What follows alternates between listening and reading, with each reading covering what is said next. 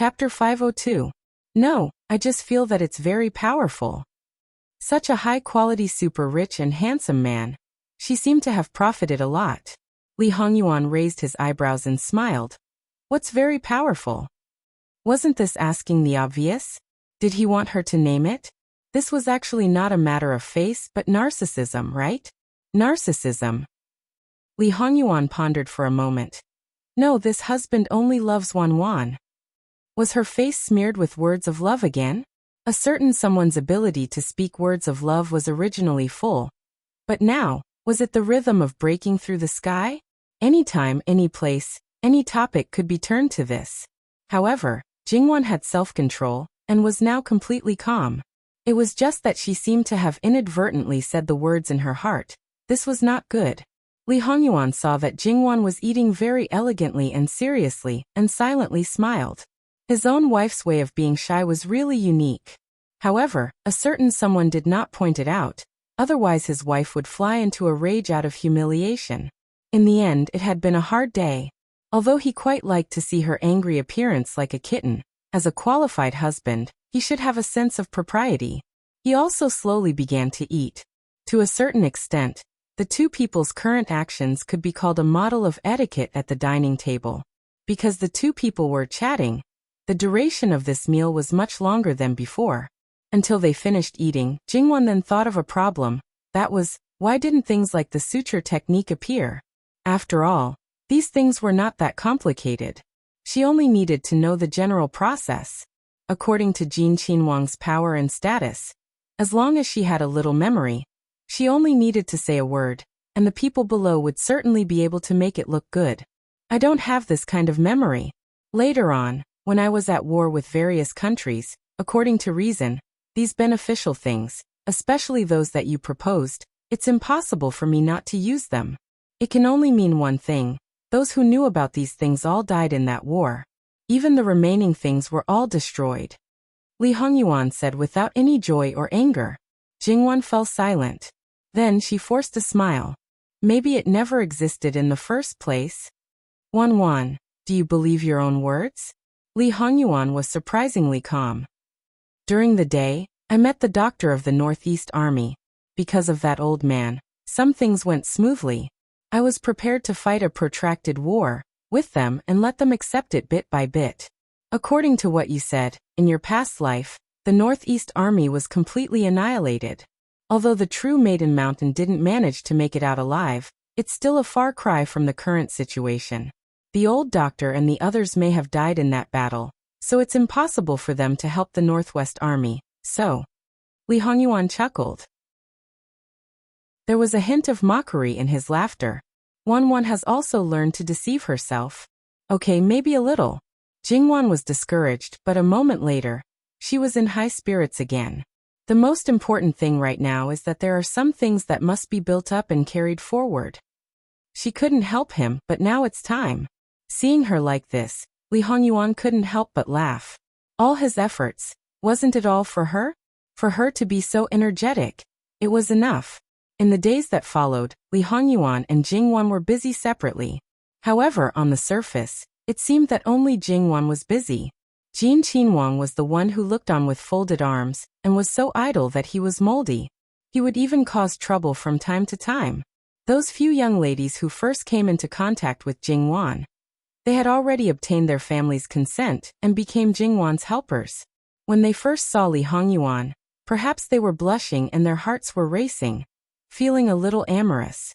Later on, when they realized his true colors, they began to dislike him and even felt injustice for Jingwan. Wang Fei Nyang was a person who was good in every aspect.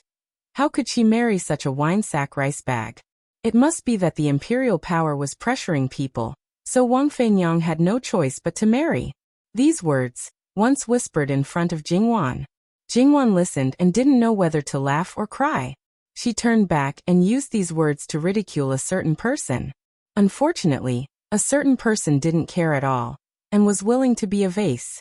Thinking about it, if a certain person cared about these things, then he wouldn't have specially created such an unbearable reputation.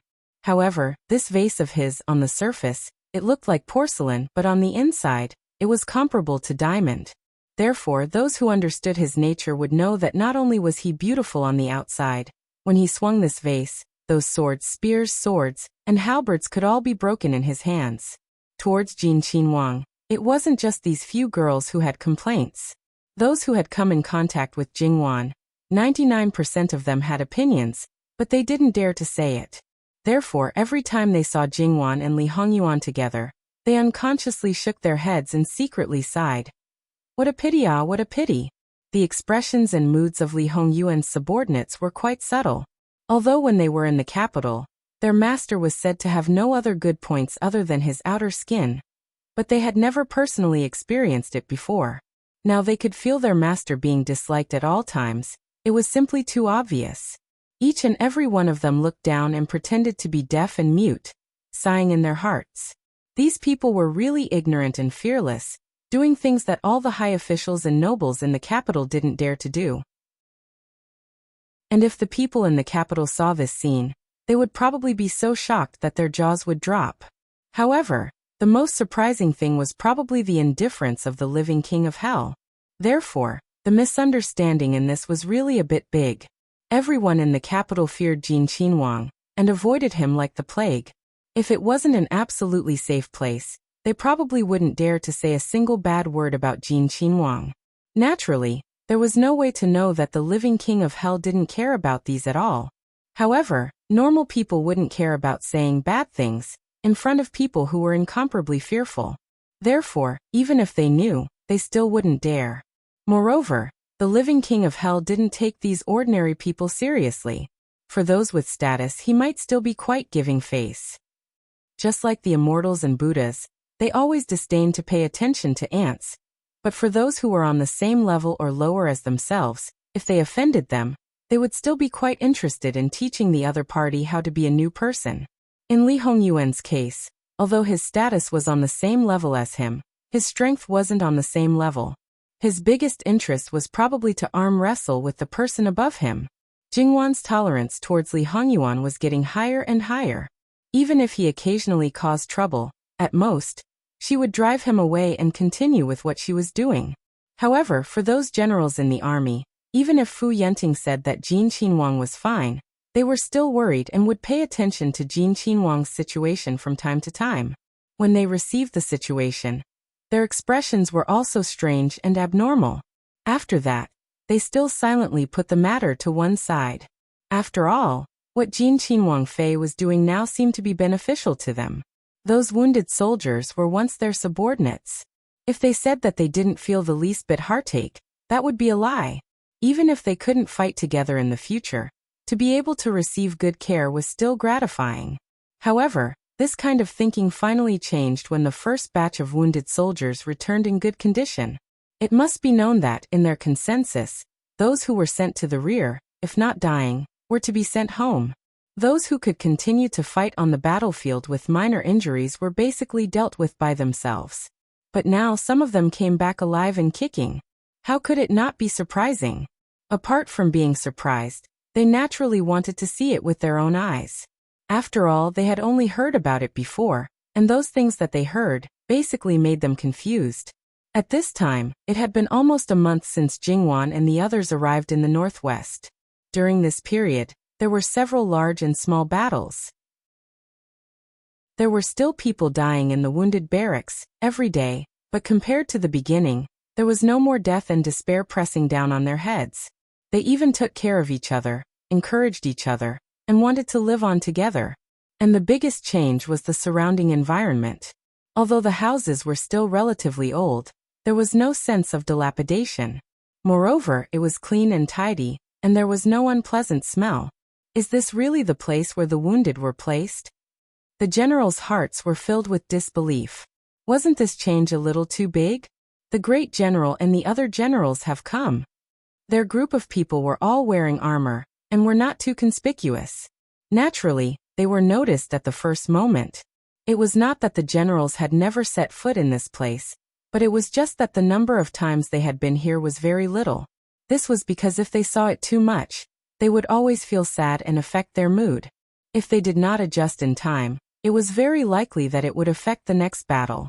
Not only did they rarely set foot in this place, Even the soldiers under their command basically forbade them from coming over. The reason was all the same. More and more people noticed them, and one by one, they looked over. Many people even surrounded them, and kept calling out, "Great General, General, some general." It was enough to show that these people were full of feelings for these generals. Their mental outlook was completely different, and their originally gloomy mood was swept away at this time. Good. He could not help but reach out and pat their shoulders. This way, even if they were crippled, they still saw hope. "Great General." A young man walked forward with his head held high.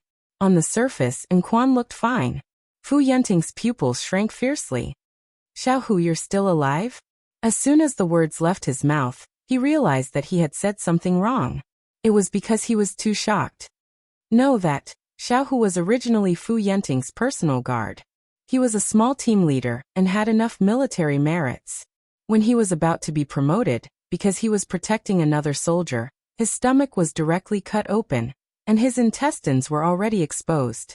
In such a situation, there was no possibility of survival. But now he was standing perfectly fine. Xiaohu could understand his superior's mood very well. He himself couldn't believe that he could survive, so he smiled carelessly. "General, this subordinate is lucky. My stomach was sewn up by Dr. Gong, and there are no abnormalities so far. If you ask me, I can go back to the war. Everyone else is fine, but the princess consort is the one who can't get over it. She said that if I don't recover well, it might relapse or even split open. Now that the princess consort is the boss here, we can do whatever she says. If we dare to disobey, we might be surrounded and beaten up by others, so we can only stay here for the time being and help with something. But General, wait for this subordinate, at most 10 days, I can definitely go back." Xiaohu was sent here after the first battle after Jingwan and the others came. Fu Yenting's eyes flashed slightly, and he patted his shoulder. "Okay, when you come back, we will all fight side by side." The most amazing thing was that his stomach could be sewn open again. These generals even wanted to lift his clothes, regardless of where they were. Xiaohu hurriedly stopped him. It was fine if they were in the barracks. Everyone was a man, but not here. Other than the sisters-in-law from the common people, there were also some unmarried young ladies. How could they casually lift their clothes? After Xiaohu said this, these people embarrassedly stopped. They also knew about this situation, but they forgot for a moment. The wound on his stomach could not be seen, but there was no problem with his forearm. The wound on his stomach was fatal, but there were 7 or 8 wounds on his body. When his sleeve was rolled up, the palm-wide scar looked like a ferocious centipede. However, these generals did not feel that it was ugly or anything but magical. That's right, magical. They did not feel that it was unacceptable at all. In fact, as long as they could keep their lives, this was nothing. "The wound on my stomach is similar to this." Xiaohu chuckled and patted his stomach. "Dr. Gong said that the wounds on my arms and legs are relatively easy to heal. For places like my stomach, especially when it was directly cut, it depends on luck to heal. It can be seen that my life is absolutely tough. Your luck is indeed good. I know about Dr. Gong that you mentioned. He is the person who treated the Empress and the others. His medical skills are absolutely first class." Fu Yenting said with a smile. "So powerful?" Xiaohu was obviously shocked and a little proud. The Empress, the person who served the Empress served him. Fu Yenting did not know whether to laugh or cry. "Good for you. Let me ask you, are the prince and princess consort always here?" "The prince is not here every day, but the princess consort is almost always here." He did not care about the former, but was full of respect for the latter. Because the difference was too obvious, it was hard for people to ignore it. "That is the imperial court's prince. Xiaohu, you cannot be disrespectful," Fu Yenting nervously warned. How terrifying was the king of hell? The average person absolutely could not bear it. Xiaohu also felt that something was wrong. But everyone is the same. Although they did not say it directly, everyone's mood was very obvious. That prince was also not that bad. The young generals who came from the capital looked at each other and muttered. This vicious beast that specializes in eating people has become a vegetarian. No matter how they thought about it, it felt strange. Shut up. Fu Yenting softly reprimanded. If these words were to reach the king of hell's ears, even if it was really a vegetarian, it could still continue to eat people. They quickly shut their mouths tightly. No matter what, he is a prince. You all have to be respectful. Fu Yenting thought about it, and was still a little uneasy. He lowered his voice a little. Prince Jin is known as the king of hell in the capital. When other princes see him, they have to take a detour. It is said that there is only a wrong name. There is no wrong nickname. Do you understand? The vicious beast was temporarily not human, but it did not mean that it had really become a vegetarian. This time, Xiaohu was not lightly frightened. Would they settle accounts after the autumn? It's okay. Prince Jin does not bear grudges. If he really wanted to, he would have done it on the spot, and would not leave it for the future. The only time he left it for the future to settle accounts was when someone thoroughly annoyed him and wanted to seize his title, throwing him into the dust. A certain young general comforted. The corner of Fu Yenting's mouth twitched. He did not want to speak.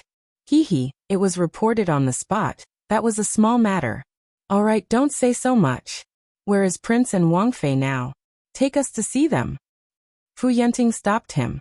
No matter what, it was not good to talk about people behind their backs.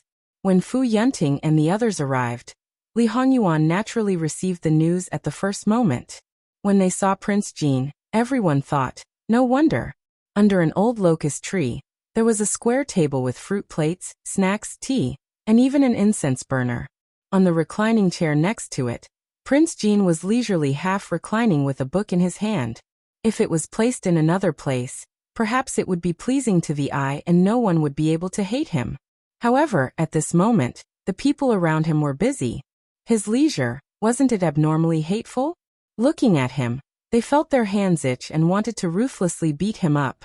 Regarding Li Hongyuan's behavior, Jingwan was also very helpless. She felt that he was doing it on purpose. It was not enough that he disliked others for being dissatisfied with him. He still wanted to ruthlessly provoke them. No matter how she looked at it, it felt like he was childish and willful like a child. Jingwan felt that if it was because he wanted to stick to her, he only needed to say a word, and she did not have to come here. He did not say anything and she could not help but want to come and take a look. Then he would follow and do things that would attract hatred. Jingwan scolded him. He was still very self-confident. The more others were dissatisfied with him, the more they would think that this Wang Fei, was not good. Jingwan was very speechless. She really did not know what he was thinking. Didn't the average person want the two of them to have the same reputation? To make people feel that they were a good match? How could he do the opposite? You have been worshipped as a bodhisattva, and I have become that demon king. Isn't it more clear that nothing can be a barrier between us? Jingwan expressed that she really could not keep up with this person's thoughts. His brain circuit was probably different. There was nothing to say, just let him be. She had a pile of serious matters. Who had the time to wrangle with him? Fu Yenting paused for a moment, but still led the others forward. Greetings to your highness. Li Hongyuan did not even lift his eyelids. He leisurely flipped a page of the book, casually picked up the teacup and took a sip. Scram to the side, you are blocking the light. His tone was exceptionally disdainful. It was really incomparably annoying. What else could they do? Of course, they obediently retreated. Jingwan turned back to take a look. Because she was not done with the matters at hand, she only nodded. The others were basically busy with their own matters. These generals had come over, and it was not the first or second time. They were still doing what they did in the past. For some reason, Fu Yenting's gaze fell on Jingwan. For a moment he seemed to feel that this scene was familiar, and so he accidentally became distracted. As Jingwan's ex-husband, at this moment, he was actually staring at Jingwan in a daze. Moreover, he was also noticed by the King of Hell at the first moment. This was simply. Fu Yenting only felt that a black shadow suddenly appeared in front of his eyes. Before he could see clearly, his body flew backwards. Even if there were people behind him who were cushioning him, he did not fly out, but he still fell to the ground with several people. His internal organs seemed to have been dislocated, and he felt a burning pain as he breathed. This was far from over. A hand suddenly clasped his neck and lifted him up. Fu Yenting instinctively struggled, wanting to pry open the hand that was clasping him. However, it was like an iron arm, difficult to move. This sudden change really caught people off guard. However, those generals also subconsciously wanted to save Fu Yenting. However, if they tried to snatch someone from the King of Hell who was going all out, not only would they not be able to snatch him away, they would also probably throw themselves in. Fu Yenting met with Prince Jin's malicious, cold, and murderous eyes. He really felt that he was going to die. His neck bones seemed to be cracking. Ah Yuan. Jingyuan's pupils suddenly contracted. She hastily ran over and grabbed Li Hongyuan's hand. Ah Yuan, what are you doing? Quickly let go, let go. Li Hongyuan suddenly turned his head and looked at Jingyuan. The emotions in his eyes did not disperse at all. Wan, what did you say? His tone was much slower than usual. Jingyuan only felt her scalp go numb. This person obviously thought that she was helping his love rival, or even adulterer. This person was obviously a bit muddle-headed right now. If she really let him think like this, then it was simply adding fuel to the fire. He despised Fu Yenting for not dying fast enough. The current Fu Yenting, in the entire Northwest Army, was very important. He had not suffered any injuries on the battlefield, but now he inexplicably died in the hands of his own country's prince. When the time comes, Li Hongyuan would really be condemned by thousands of people. This was not comparable to his previous bad reputation. This was still secondary. The most important thing was that when the two armies confronted each other, the death of Qi Yuan's commander-in-chief was bound to cause chaos. How could the great sage prince of Xiongnu miss such an opportunity? He would inevitably launch a large-scale attack, and the consequences would be unimaginable. Ah Yuan, it's not like that, really, you have to believe me. You first let go of this person. Let go, okay? You let go first, we'll talk slowly. Ah Yuan, I beg you. Meeting Jingyuan's pleading eyes, the emotions in Li Hongyuan's eyes finally faded a little, and he loosened his grip. How could Fu Yenting still stand? Fortunately, he was supported by several generals in a flurry of hands and feet. Usually, they were afraid of the King of Hell, but at this time, each and every one of them looked at Li Hongyuan with hatred. Their eyes were full of anger, and they clenched their fists tightly to restrain their anger. Otherwise, they were afraid that they would offend their superiors and unceremoniously swing their fists. Even just now, after witnessing Prince Jin's valiance, they were not afraid at all. Gongjiu, quickly take a look at this person. Jingyuan blocked Li Hongyuan. What are you guys still standing there for? Help this person and take him further away. After dealing with that side, Jingyuan hurriedly pacified Li Hongyuan. Regarding the gratitude and resentment between Li Hongyuan and Fu Yenting, no one else knew about it, so they were all confused. Even Li Hongyuan's trusted aides were baffled by Li Hongyuan's constant targeting of Fu Yenting. Although they knew that their own husband was actually unreasonable, but just now Fu Yenting must have done something that touched his nerves and made him suddenly flip out. Jingyuan dismissed the people around her and pressed Li Hongyuan to let him sit down. She stood alone in front of him and softly pacified him. At this time, she was really throwing out sweet words and honeyed phrases as if they didn't cost money. She didn't even notice that in this aspect, she was also full of skill points. It was just that she would only use it under special circumstances. In fact, Li Hongyuan also didn't completely lose his rationality. Otherwise, before Jingyuan stopped him, he had enough time to kill Fu Yenting. That violent mood didn't dissipate so easily, but his rationality came back. Jingyuan held his face and was a little impatient. How did he provoke you to make you so angry? This prince really should have killed him from the beginning. Li Hongyuan's eyes were still full of hostility, almost condensing into a solid form. Jingyuan really didn't know what to say. To be honest, she and Fu Yenting didn't have any interactions, but this man's taboo towards her was much deeper than Sun Yilin and Chen Zhengmin. And Jingyuan herself couldn't resolve this matter. If she were to do it, it might become more troublesome. How dare he stare at you in a daze? If he's not courting death, then what is? Li Hongyuan's killing intent at this moment was unprecedentedly strong. Maybe he just happened to be distracted, or maybe he was looking at someone else. It's just that the direction we were looking at just happened to coincide. I don't know him, so how could he stare at me in a daze? In any case, he was born in the Marquis's household, so he should have some manners. So you're saying that it's this prince's fault? He kept calling her this prince, which was enough to show that his anger hadn't subsided at all. How could it be your fault? Of course not. In order to appease a certain someone, Jingwan was quite unprincipled. It's just that it might have caused a misunderstanding. Moreover, you know that Fu Yenting can't die now. If he dies, not only will it lead to the fall of the Northwest, but it will also make His Majesty happy. Wouldn't it be a waste of your efforts?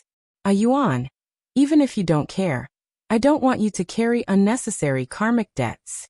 Not only do we have to be together in this life, we also have the next life, and the life after that.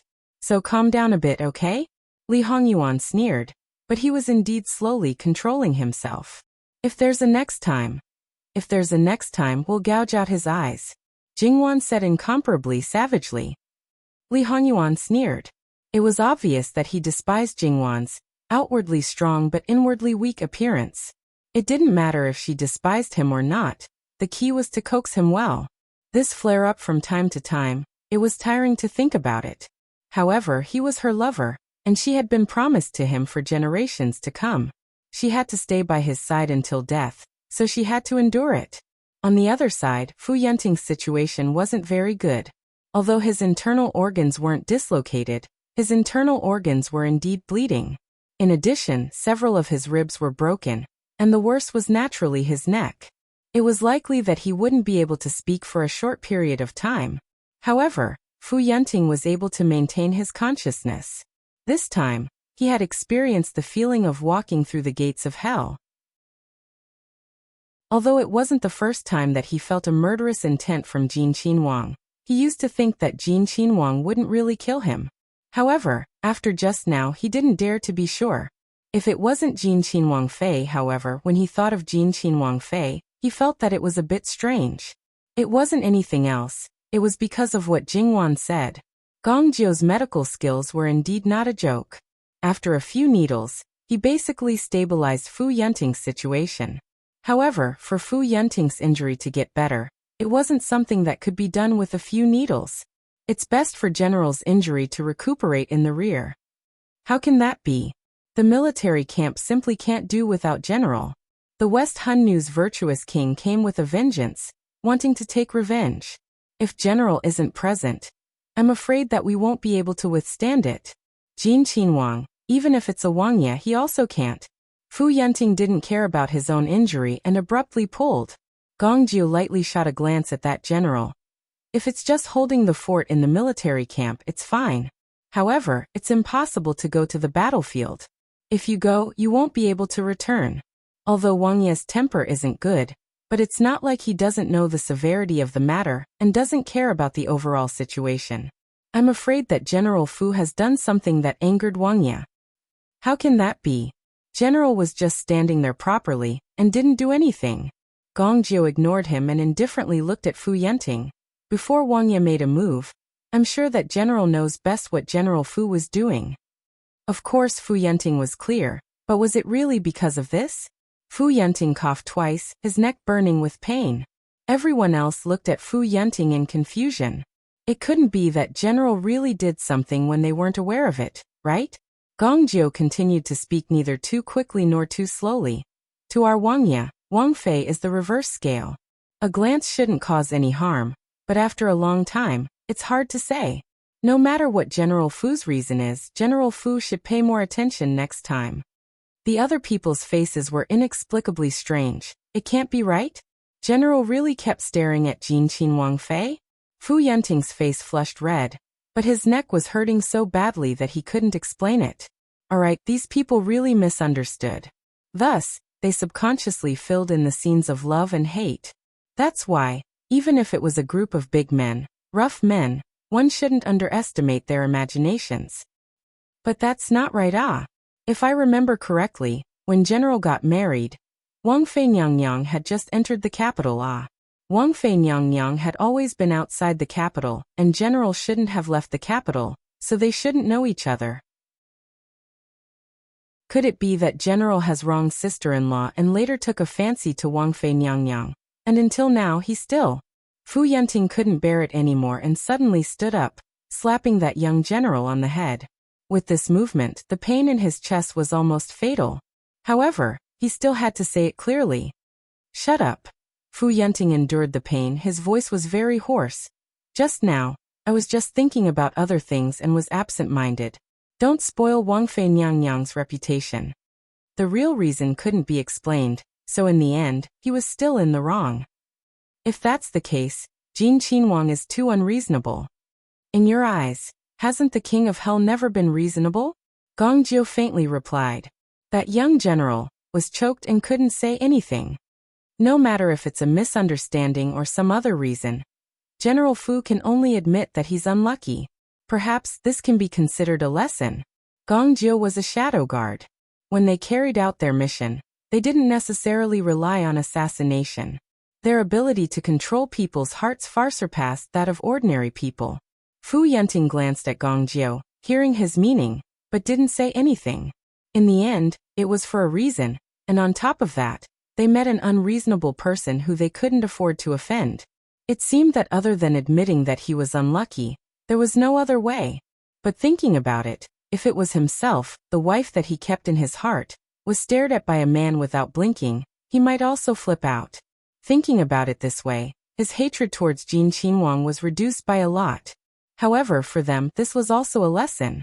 No matter if it was a young wife or a young lady, it was best not to stare at people for no reason. Even if it was to think about something, it was best to choose a position in advance. Otherwise, if they met such a fierce person like Jin Qinhuang, if they weren't careful, they might even lose their lives.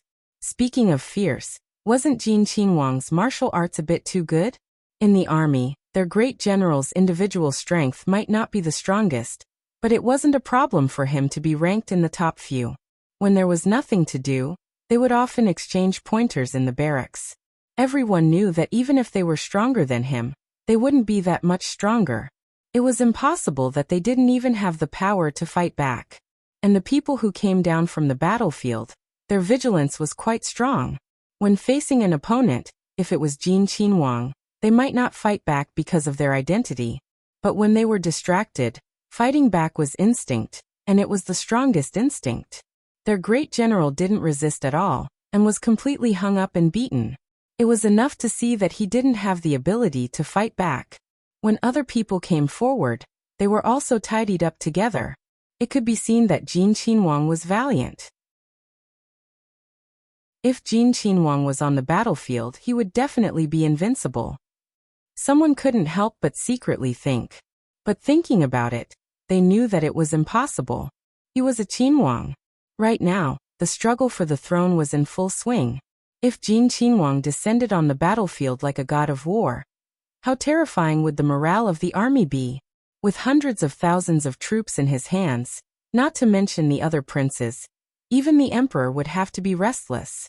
The gazes of the great general vaguely glanced at Jin Qinhuang. Fine, it was better to forget it. If a man didn't have that thought, no matter how strong he was, he wouldn't be able to be a man of iron. This kind of man was only suitable for a gentle village, to be gentle and soft. It was just that one day, when Li Hongyuan was about to go to war, they would completely change their thinking. Jingwan coaxed him and felt that it was better to go back earlier. After all, Fu Yunting's current situation wasn't suitable for avoiding. Even if he knew Jingwan's thoughts, Li Hongyuan's face darkened, but in the end he still followed them. When they wanted to leave, including Fu Yunting, they naturally had to force themselves to stand up and send them off. Li Hongyuan just stood there, but the aura on his body was completely unconcealed. These great general who fought their way out from a pile of corpses couldn't help but feel a chill run down their backs. Gong Jiu, treat General Fu as much as you want. Just now the exchange of pointers, Ben Wang was quite unsatisfied. When General Fu recovers, Ben Wang still wants to ask for advice. Gong Jiu responded. Fu Yunting was complaining incessantly in his heart. If he had to exchange pointers a few more times, wouldn't he have to throw away his little life? But could he not respond? The memory of the exchange of pointers was still vivid in his mind. Should he not respond? It would only be more miserable. Although by exchanging pointers with Jin Qinhuang, his improvement would be quite fast. When Li Hongyuan left with Jingwan, that stifling feeling disappeared. However, after this battle, those who originally had feelings for Li Hongyuan did not dare to blatantly show it. Who was the great general? The Northwest Army's hundreds of thousands of soldiers. If he wanted to clean them up, then what did they count as? If he was angry, he could crush them to death with one finger. This small episode, for the time being, passed like this. But the next day, the great sage king of the Western Xiongnu personally led his army to challenge. At this time, Fu Yenting, let alone going on the field to fight, even if he put on his armor, his face would still be pale. Speaking of which, Fu Yenting had never fought with the great sage king of the Western Xiongnu before. The last time he seriously injured the great sage king, it was all because of a trick. Then the great sage king was injured by several people. Speaking of which, the original plan was to completely detain the great sage king, but in the end, he still managed to escape. From this, it can be seen that the great sage king is not only good at scheming, but his martial arts are also quite strong. One must know that the Xiongnu army's strength is originally known for their bravery. This was the first time the great sage king directly called out Fu Yenting. What does this mean? Could it be that there are spies in the Qiyuan army? How did they find out about Fu Yenting's injury in such a short period of time? https://www.bicken.com/11/11807/129226664. HTML chapter error. Please click here to report. No registration required. We will deal with it as soon as possible. After reporting, please wait patiently and refresh the page. Please remember the domain name of this book: www.bicken.com mobile edition. Chapter 503. The West Hun tribe's king of the virtuous Western Hun tribe was probably just probing to see if there was a change in Qi Yuan's commander-in-chief, or if there was a problem. He did not expect to hit the mark by a fluke. Of course, he could not rule out the possibility of a spy, but this possibility was relatively small. After all, everything was fine before and there was no trouble. Furthermore, since Jin Qinhuang dared to bring Jin Qinhuang along, he must have understood the situation here, and cleaned up everything that needed to be cleaned up. It was hard to say how many people Jin Qinhuang had planted here, but it was definitely not a small number. Previously, he did not give him any information, but Jin Qinhuang was able to understand the situation here clearly. He even asked him to inform him of the Xiongnu's military strength and arrange tactics. If he did not have any manpower, would he be able to do this? After arriving, he was afraid that the defenses would be even tighter. Spies were only a small number of people, so it would be as difficult as ascending to the heavens to enter and leave. However, the current situation was indeed a little tricky. If he did not respond to this battle, it would definitely affect his own morale. Being afraid before the battle was definitely a taboo, but if he responded, there was no doubt that Fu Yenting would not be able to return.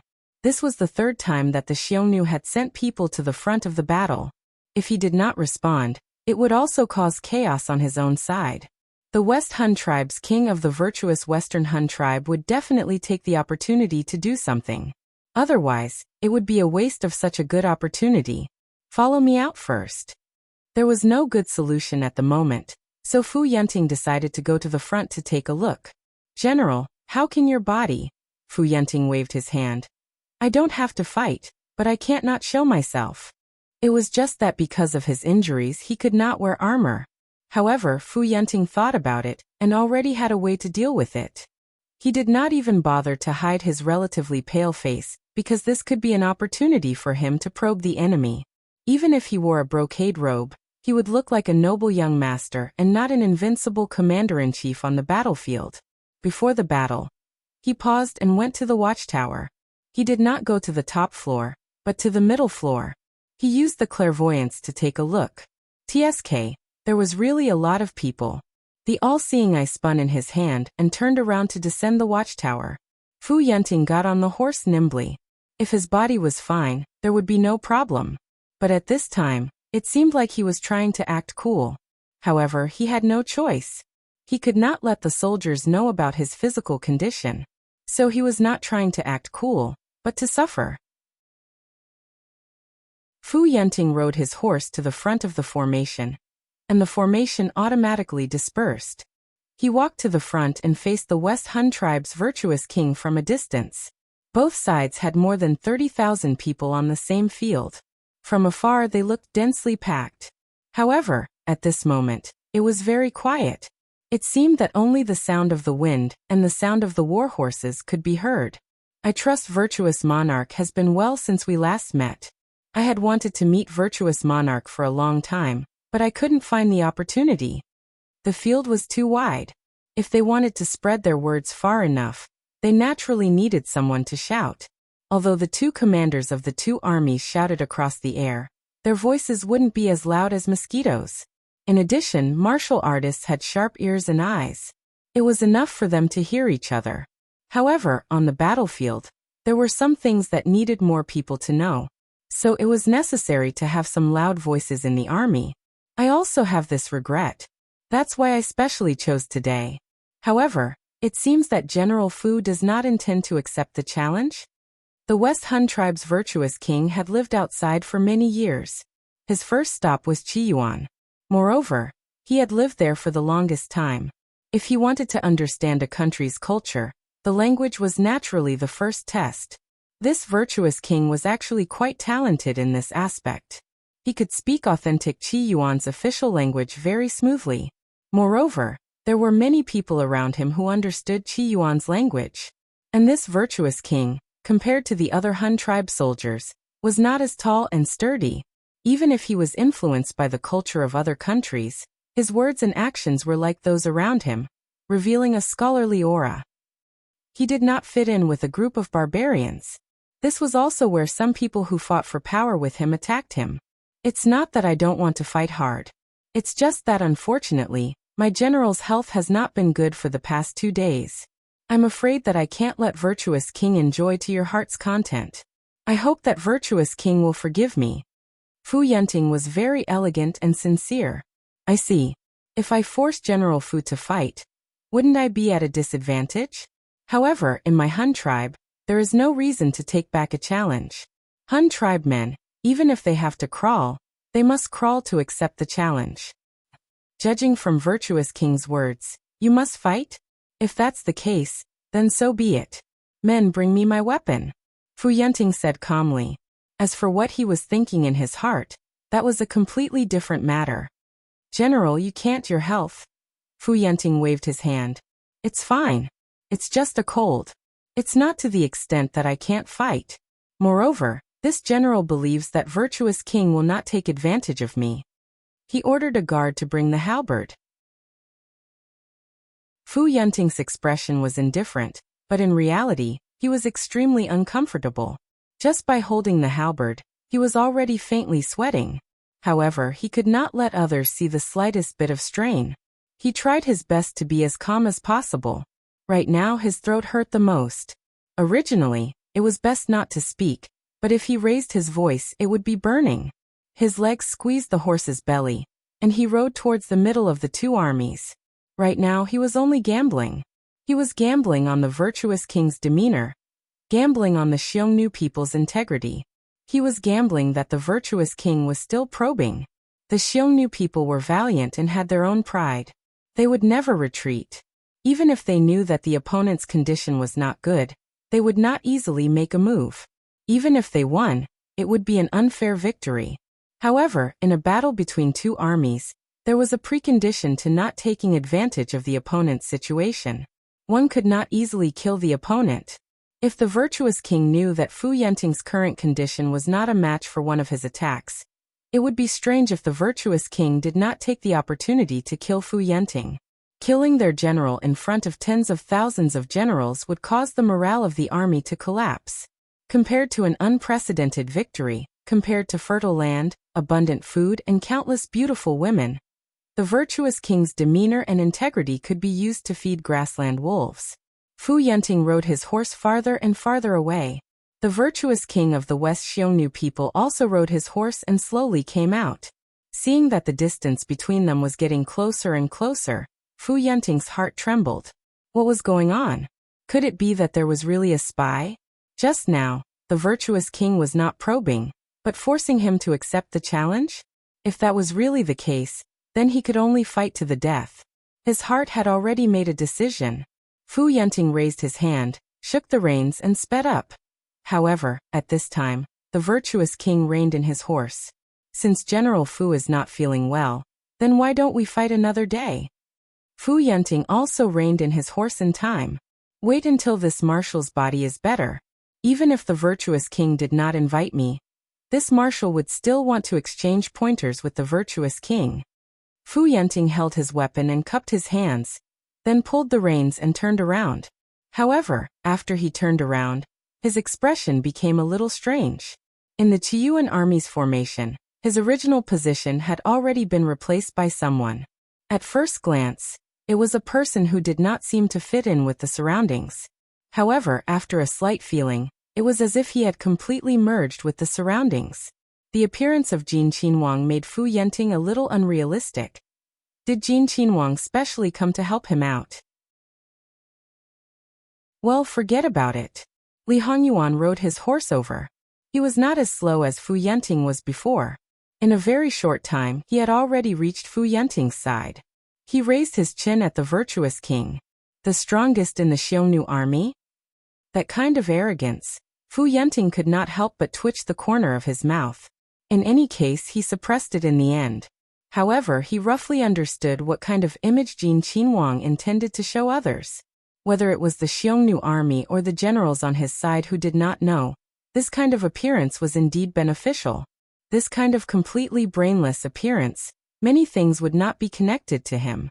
On his side, because there were few people who knew, then even if there were spies, they would not be able to get much valuable information from Huasa. This was because this direction was wrong from the beginning. Replying to the Wangye, this general does not know. Fu Yenting showed enough respect, but did not have the slightest bit of humility. He did not lack the bearing that a general should have. You are not the general of Qiyuan.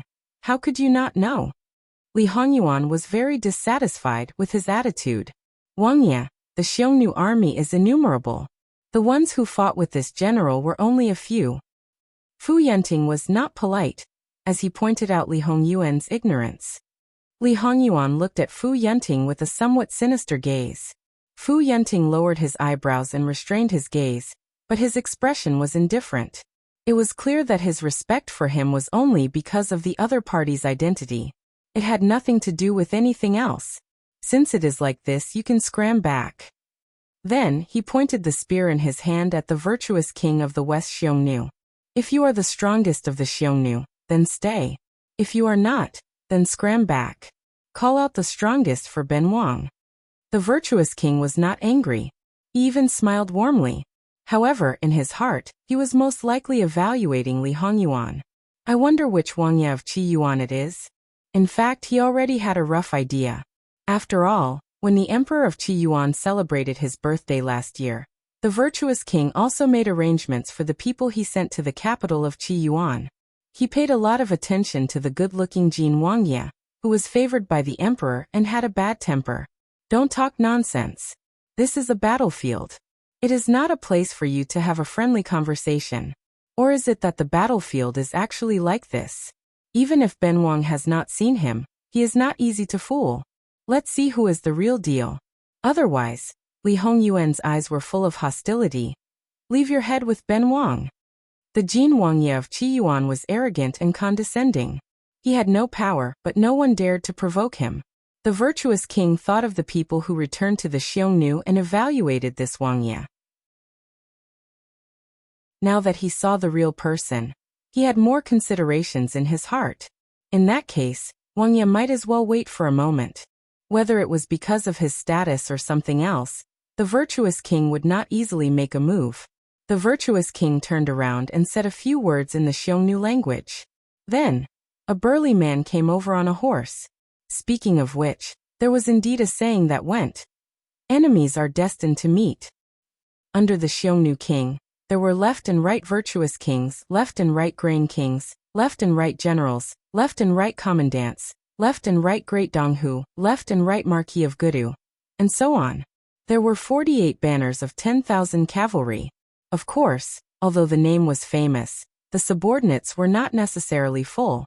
It was just like the Qi Yuan. And this person was the right general, a hardcore supporter of the virtuous king. In Li Hongyuan's previous life he had fought with him. Li Hongyuan's martial arts in his previous life was certainly far inferior to the present. In that fight he almost suffered a big loss. In this life, since he saw him in advance, then he would send him to the Yellow Springs in advance. Li Hongyuan's eyes flashed with a bloodthirsty edge.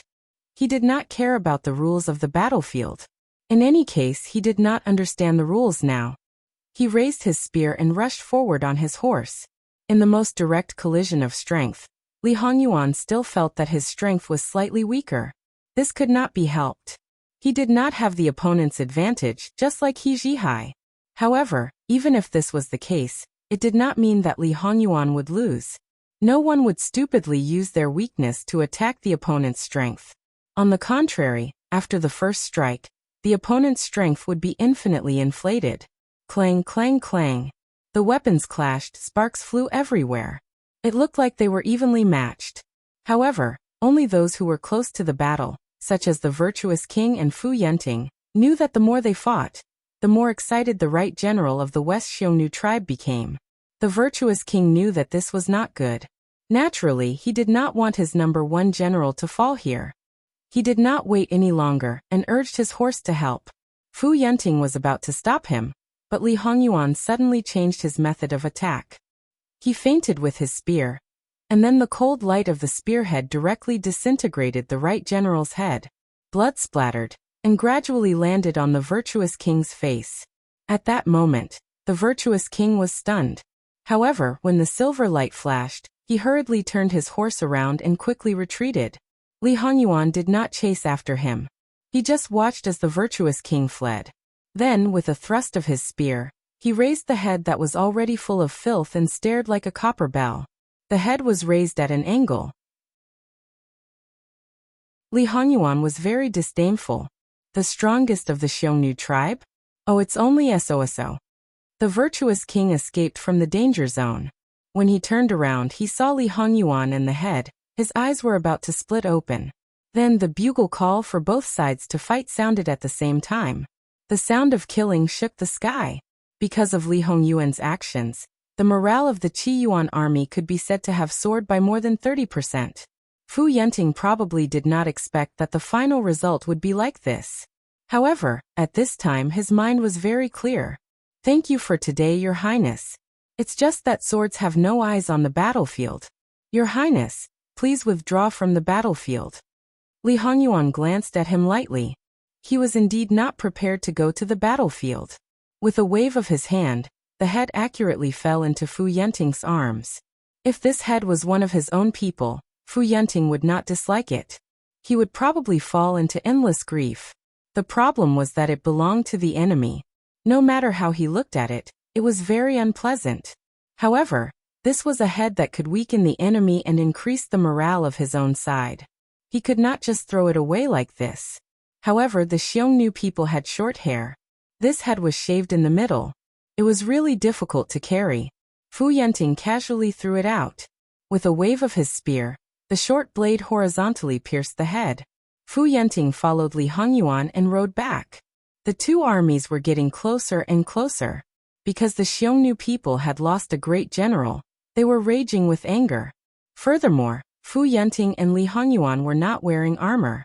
The virtuous king gestured and ordered a Xiongnu person to take out a strong bow. 2 arrows Xiao pierced through the air. General, Your Highness, be careful. Li Hongyuan suddenly abandoned his horse and turned around. With a flick of his spear, the 2 arrows were cut off one after another. Li Hongyuan's upper body leaned forward, his spear slanted towards the sky. Using the mana under his feet, he rushed out like a cheetah. Evidently, Jin Qinhuang, who had originally lost interest in the upcoming battle, was provoked because of this arrow. He decided to let the spear in his hand continue to drink blood. Facing the ordinary Xiongnu soldiers, it was like a wolf in a flock of sheep. Wherever the spear went, it brought out endless amounts of blood. One by one, the Xiongnu soldiers fell to the ground. There was no need to check. There was absolutely no one alive. https://www.bicken.com/11/11807/129226666. HTML chapter error. Please click here to report. Registration is not required. We will deal with it as soon as possible. After reporting, please wait patiently and refresh the page. Please remember the domain name of this book: www.bicken.com mobile edition reading website, mbicken.com. Chapter 504. Li Hongyuan shook off the blood droplets on his spear. These ordinary soldiers were so afraid of him that they would stay as far away from him as possible. However, after killing so many of them, he would lose interest. Furthermore, no matter how capable a person was, how many people could he kill even if he was able to kill them all in one blow? Not only was it tiring, but the deterrent effect was also limited. Li Hongyuan turned his attention to the generals and consciously started to search for them. It was not difficult to find these people. As the saying goes, soldiers against soldiers, generals against generals. The difference between generals and soldiers was very big. Under normal circumstances, due to the chaos, no one would have the time to search for these people. However, the King of Hell was too cruel. If he did not take the initiative to attack, he would become very idle. If he wanted to, he could probably do something like drinking tea among the pile of corpses. Li Hongyuan used the tip of his tongue to sweep the corner of his mouth. There seemed to be a drop of blood there. Li Hongyuan chose his target and was ready to attack. These generals wanted to escape as easily as the soldiers, but it was not that easy. This was because the people that Li Hongyuan chose all had opponents. If they suddenly turned around and ran after clashing weapons with their opponents, would they be courting death? Li Hongyuan was not embarrassed at all about attacking from the side and robbing others of their battle achievements. After all, he was just killing people. Li Hongyuan specifically chose to attack under such circumstances. In a very short period of time, he had already killed more than 3 Xiongnu generals. Naturally, every time a general was killed, the news would be publicized. His motive was obvious. From the beginning until now, the Xiongnu people had lost more than 10,000 men in just over an hour. This was definitely not normal for the valiant Xiongnu army. This was also far beyond King Virtuous Sage's initial expectations. However, the current situation was extremely unfavorable for the Xiongnu people. Based on their current morale, if they continued to fight, their losses would only increase. There would not be any improvement. King Virtuous Sage had no choice but to order a retreat. It was just that right now, for Qi Yuan, the situation was great. How could he let go of such a good opportunity? Fu Yenting only briefly inspected the battlefield, then immediately gave the order to pursue. With this pursuit, they directly chased for 50 miles. Then the Qi Yuan army set up camp. It could be said to be a great victory. And in this battle, it was clear that Jin Qinhuang had made great contributions. Although to a certain extent, there was a lot of coincidence in it. Basically, even if it was replicated in the future, it should not achieve the same effect. However, the final result could not be denied. Therefore, even if this battle was over, there were still people excitedly discussing Jin Qinhuang's bravery. It's just that, it seemed that she hadn't seen Jin Qinhuang's figure at all. Wanting to take a look at this Wang Ye wasn't possible. Fortunately, it was confirmed that he had returned, and nothing unexpected had happened. Fu Yenting dragged his unwell body and quickly and steadily arranged the follow-up matters. Soon after, Fu Yenting received a report that the wounded from this battle had been properly settled. That's right, the rescue team formed by Jingwan appeared for the first time today. It was also the first time that Jingwan was so close to the front line. Although she couldn't see the specific situation, she could hear the continuous shouting. Just by listening to it, she could feel her body tensing up, and she had to be on full alert. It was as if the enemy would appear beside her at any time. If she wasn't careful, she could be beheaded and die. At the same time, she also witnessed the rescue team's first operation with her own eyes. Their actions were swift and effective. They were busy but not disorderly. To be honest, compared to Jingwan's expectations, It was much better. In Jingwan's view, when the two sides were fighting, it would be enough if they could get to the side and save people. However, Jingwan had underestimated them. Because this group of people were not ordinary people. Not to say that they were well trained, but at least they were veterans who had shuttled through the foul winds and bloody rain many times. They carried with them not only first aid items, stretchers and other things, but also murder weapons that could be used at any time. Perhaps because she hadn't witnessed the scene, Jingwan could still be considered calm. Looking at all the things they had prepared, she finally knew that these were actually Gongjiu's handiwork. It seemed that there was nothing strange about it. In the end, Gongjiu was born as a shadow guard.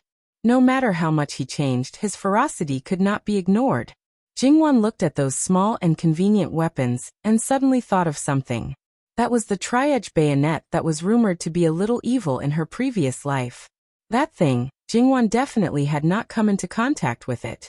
Most of the information she had about it came from hearsay and the internet.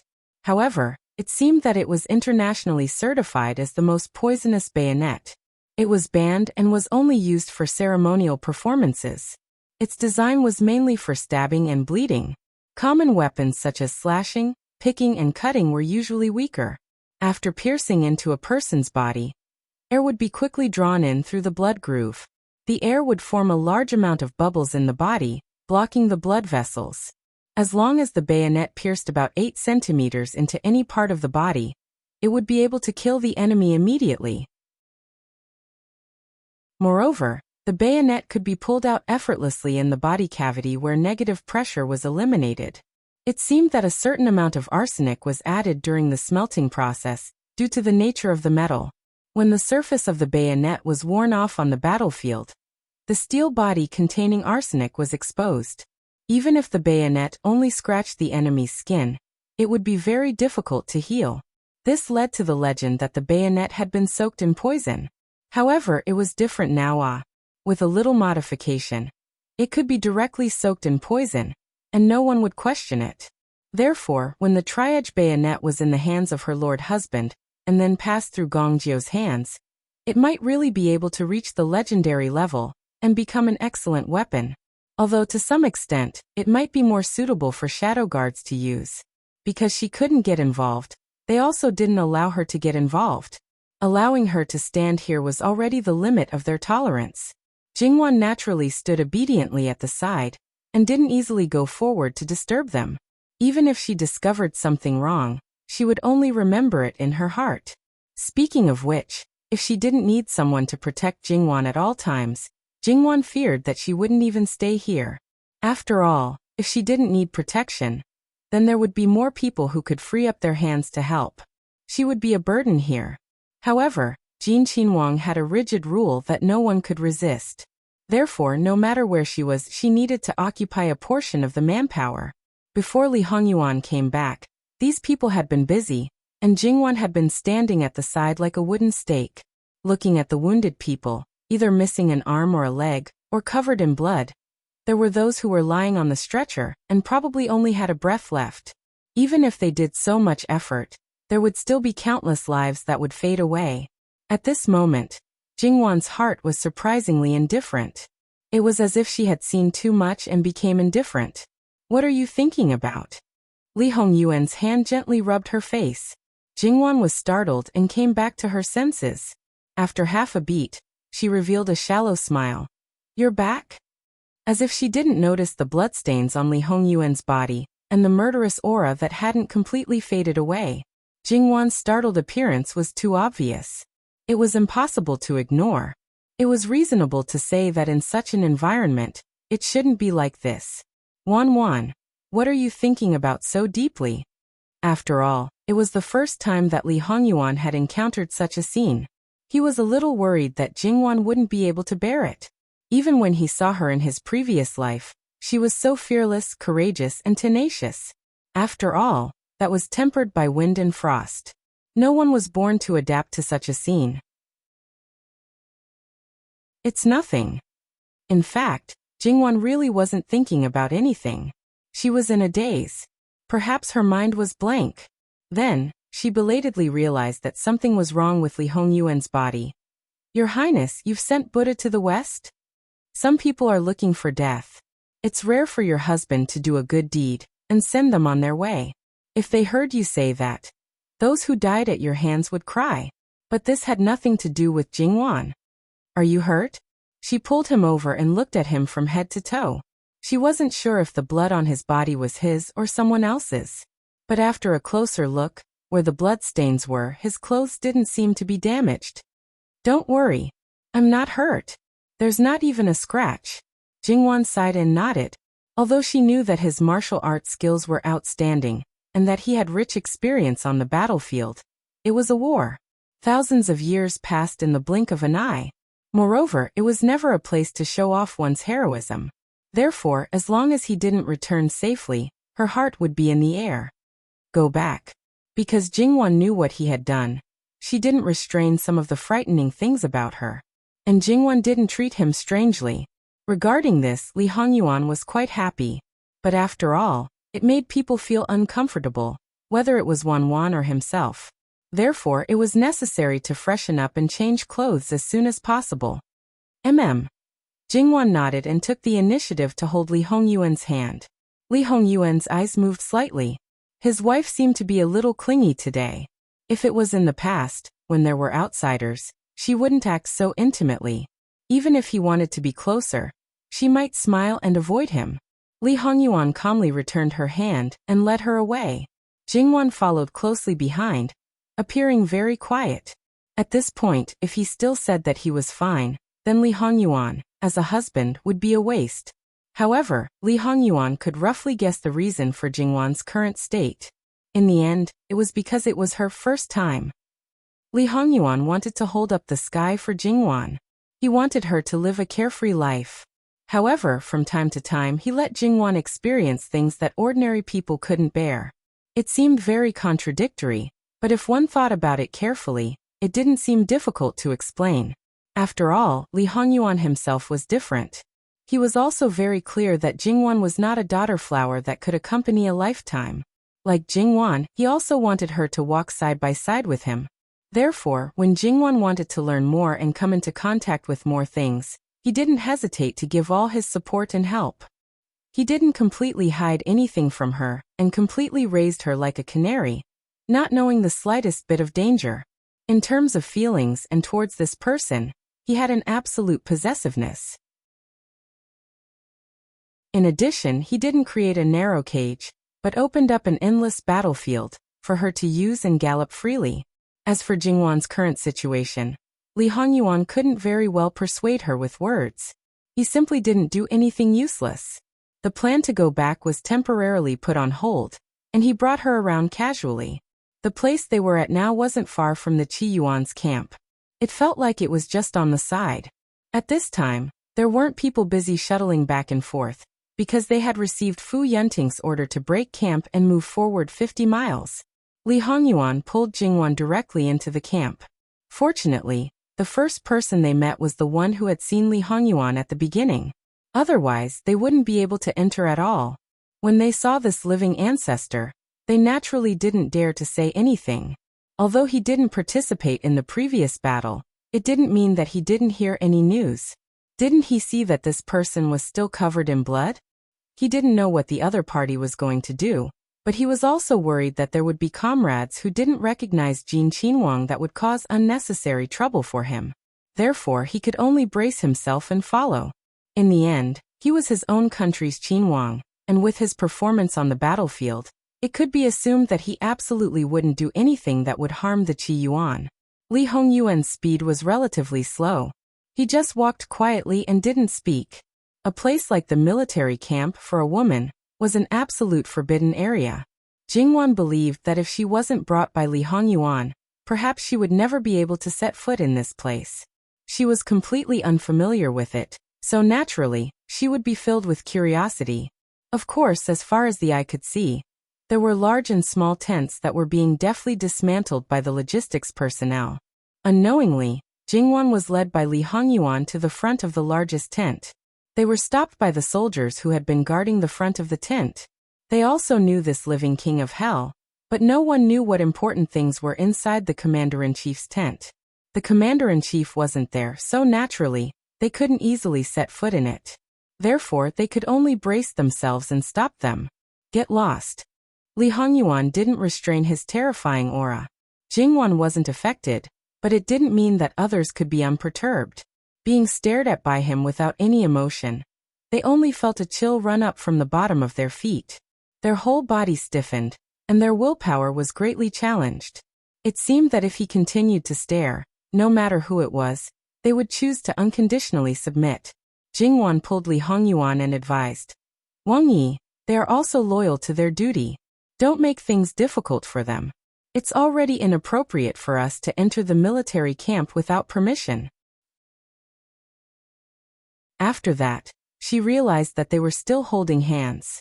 She forced herself to be calm and tried to pull her hand away. Unfortunately, she didn't succeed and could only give up.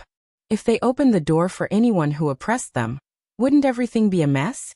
Wang Yi should be lucky to have such loyal people. Li Hongyuan looked at Jingwan from behind. The way he looked at the two soldiers didn't seem to be any different. Jingwan wasn't the least bit afraid. Instead, she laughed. This should be General Fu's tent. General Fu, hearing Jingwan's words, Li Hongyuan's face instantly darkened. He pulled Jingwan away. Following behind Li Hongyuan, Jingwan covered her mouth and laughed unkindly. Digression. https://www.bicken.com/11/11807/129599633. HTML chapter error. Click here to report. No registration required. We will deal with it as soon as possible. After reporting, please wait patiently and refresh the page. Please remember the domain name of this book, www.bicken.com mobile edition. Chapter 505. Following behind Li Hongyuan, Jingwan covered her mouth and laughed somewhat unkindly. But that was it. She didn't mention Fu Yenting anymore for fear that it would agitate someone and cause trouble for Fu Yenting. Speaking of which, Fu Yenting was innocent, and was originally targeted by Jin Qinhuang for no reason. She was deliberately using him to agitate someone. That would be too tragic. Moreover, at that time, the one who would be miserable would not only be Fu Yenting, but most likely she would also be. However, with such a small episode, looking at Jingwan's current appearance, that invisible influence seemed to have weakened a lot. They continued to stroll around the military camp. The military camp had to accommodate tens of thousands of people, including eating, sleeping, training, and so on. It could be imagined that the area of the entire camp would be quite considerable. Li Hongyuan led Jingwan and talked about some things. From time to time, he would introduce the various layout of the camp to Jingwan, what the positions were, what they were used for. He was quite familiar with all of these. Without getting close, he could immediately say 1, 2, 3, 3, 3, and so on. But according to his picky temperament and his dislike of Fu Yenting, the living king of hell would nitpick the entire way, where there was something wrong, where there was something not done well. Jingwan found it funny and nodded her head in a deadpan manner. This man's indifferent tone was picky and his serious face was narrow-minded. Those who didn't know might think that Jin Qinhuang was very powerful. She had noticed all these details and must remember them. Next time, she couldn't make the same mistake. For example, the soldier who had been following them. But wasn't the other party just a Qinhuang? How could he know so much about the things in the camp? It must be known that in Qi Yuan, it wasn't that there hadn't been a special case of a prince holding military power, but it was under special circumstances. Once the army returned to the court, the military power would be handed over immediately. And this Wang Ye, logically speaking, should not know about the layout of the camp. These were things that he shouldn't be in contact with, but he was familiar with them and casually spoke about them. It was frightening to think about. The accompanying soldier quickly threw away the thoughts in his mind. There were some things that he could not even think about. In any case, he was just a small pawn. What did the people in the capital have to do with him? As for Jingwan, who knew her husband's temperament very well, she was delighted to know his true feelings. However, Jingwan still learned a lot from Li Hongyuan's narration. It could be said that she had gained a lot of knowledge and broadened her horizons. Unknowingly, A trace of pride and a certain kind of feeling had arisen in her. Half of the base of the camp had been removed, and most of the tents should be dismantled. After that, Li Hongyuan asked someone to bring his precious horse over, and took Jingwan to a nearby mountain at a moderate speed. Although it was not particularly high, it was enough for them to see the entire battlefield. At this moment, the battlefield was still being cleaned up. Although those people, whether they were lying on the ground or standing up to drag the corpses, were very small, like a small black dot, and the visual impact was not big, but the sensitivity of their senses seemed to have increased by a few hundred times, and a very austere and cruel aura came rushing towards them. Jingwan shivered. She didn't know if it was because of the cold or because she was affected by it. Li Hongyuan pulled Jingwan into his arms, as if he wanted to dispel the chill for Jingwan. Only when you are strong enough to make others fear you can be at peace. Jingwan understood what he was talking about, so she said, I know all about it. Then, the two of them tacitly stopped talking. They hugged each other quietly and looked into the distance. That day, that mountain, that battlefield. After an unknown amount of time, Jingwan reached out and poked Li Hongyuan. Yuan, you smell so bad. Hurry up and go back. Why don't you wash a few more times to wash away the smell on your body? You can sleep in another room tonight. Li Hongyuan looked down at Jingwan, whose expression of disdain was particularly obvious on her face, and laughed silently. When they went back, they did not suppress their speed, so they were very fast. Because Li Hongyuan was around, Jingwan did not need so many people to guard her. Therefore, they left as many people as possible to treat the wounded. Jingwan could not help, so she could only temporarily suppress the matter in her heart. She would go to see the specific situation tomorrow, and understand the casualties at the same time. However, after arriving in the northwest, the number of times the husband and wife were intimate had decreased. It should be known that during every ceremony, Li Hongyuan was mostly in control of the initiative. Now he seemed to be consciously reducing the number of times. At night, they only hugged each other to sleep. They did not do the most intimate things, but their hearts were connected in the most intimate way. The next day, Jingwan hurried to the wounded barracks after breakfast. The wounded from yesterday should have all been relieved. As the number of wounded soldiers in the barracks increased, Jingwan felt that she should be able to do something more. Li Hongyuan did not follow this time. After this battle, it was clear that he still needed to do some things. Although the plan to deal with the West Xiongnu virtuous prince had already slowly unfolded, this kind of matter still needed a period of time to ferment. However, it did not mean that the living king of hell had nothing to do. Fu Yanting's current broken body naturally had to rely on Li Hongyuan's support. Of course, it was not to make up for his own mistakes, but merely that he did not want his plan to be dragged down by Fu Yanting. Fu Yanting, who was shot while lying down, only felt even more pain on his body when he saw Jin Qinhuang. Digression. https://www.bicken.com/11/11807/13002428. HTML chapter error. Click here to report. Registration is not required. We will deal with it as soon as possible. After reporting, please wait patiently and refresh the page. Please remember the domain name of this book, www.bicken.com mobile edition reading website, and bicken.com.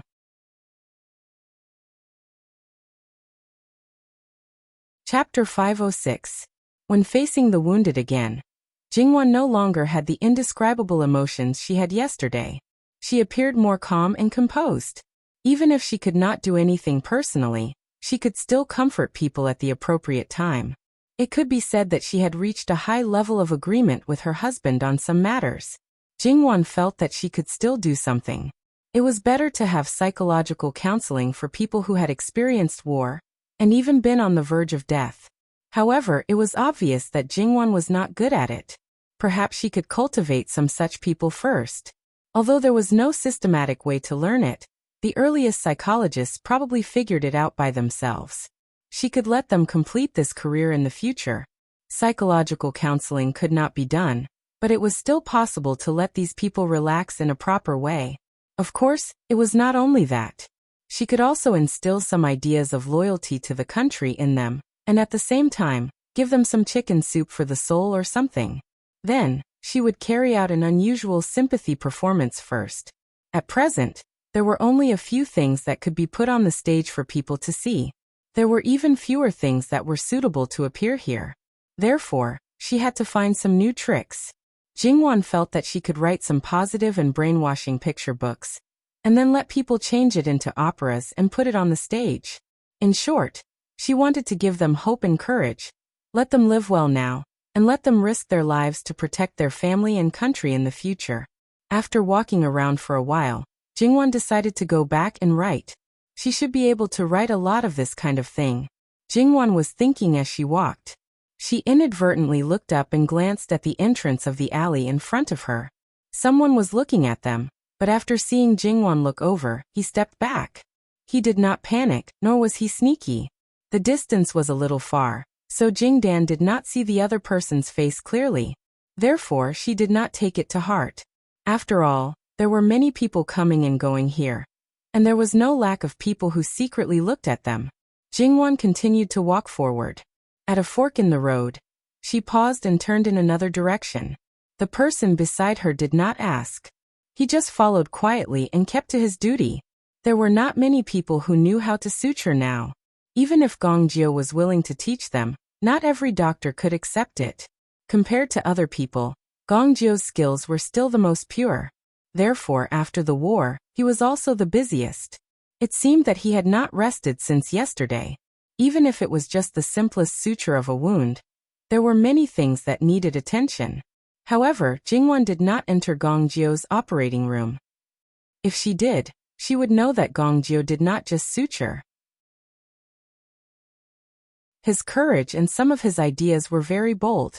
Although she was a little worried about Gongjio's health, Jingwan just stood outside and did not go in to disturb him.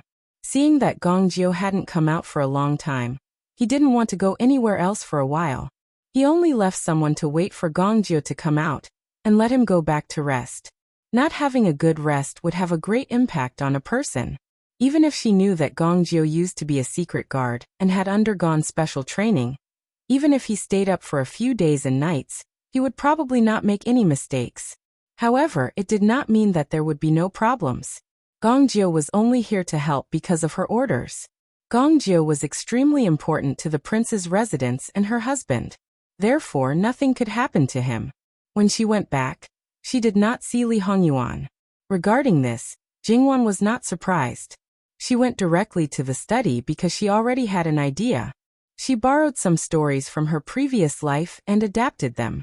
Then she added things that matched the background and history of this world. She picked up the brush and started writing. Her speed was not slow. The more she wrote, the more inspiration she seemed to have. It was as if she could not stop at all. Therefore, when Li Hongyuan came back, he saw a similar scene again. This time, he did not look at her quietly. Instead, he alerted Jingwan at once. Jingwan looked up at him. "You're back?" Then she lowered her head and wrote more than 10 words. She stopped writing, picked up the paper and blew on it. "Yuan, take a look. What do you think?" She handed a stack of paper to Li Hongyuan, as if she was presenting a treasure. Li Hongyuan flipped open the paper while listening to Jingwan's idea. Looking at the story written on the paper, in the eyes of people like Li Hongyuan, it was simply a bluff. However, if the ordinary soldiers were to read it, it would be a completely different matter. Li Hongyuan had to admit that if these things were read by the soldiers, their blood-boiling awareness would soar at least several times. After all, those people were ordinary people. They were illiterate and did not know any great principles. They were easily led by others. Wan in the past, those in power should be very good at buying people's hearts, right? Jingwan spat softly at him. "What nonsense are you talking about?" Li Hongyuan smiled but did not say anything. The topic ended there. "Hurry up and write a letter to the capital. Ask the prince's opera troupe to come over. There are opera troupes in the capital as well. Why do you want to go to the farthest place?" "Because I want to watch a play and listen to music. The opera troupe here can't meet my requirements." "What's wrong with that?" Li Hongyuan smiled ambiguously. In an instant, Jingwan understood. TSK. That was why this man was able to make use of everything reasonably. Digression. https://www.bicken.com/11/11807/13002431. HTML. Please click here to report an error. Registration is not required. We will deal with it as soon as possible. After reporting, please wait patiently and refresh the page. Please remember the domain name of this book: www.bicken.com. Mobile version reading website: mbicken.com.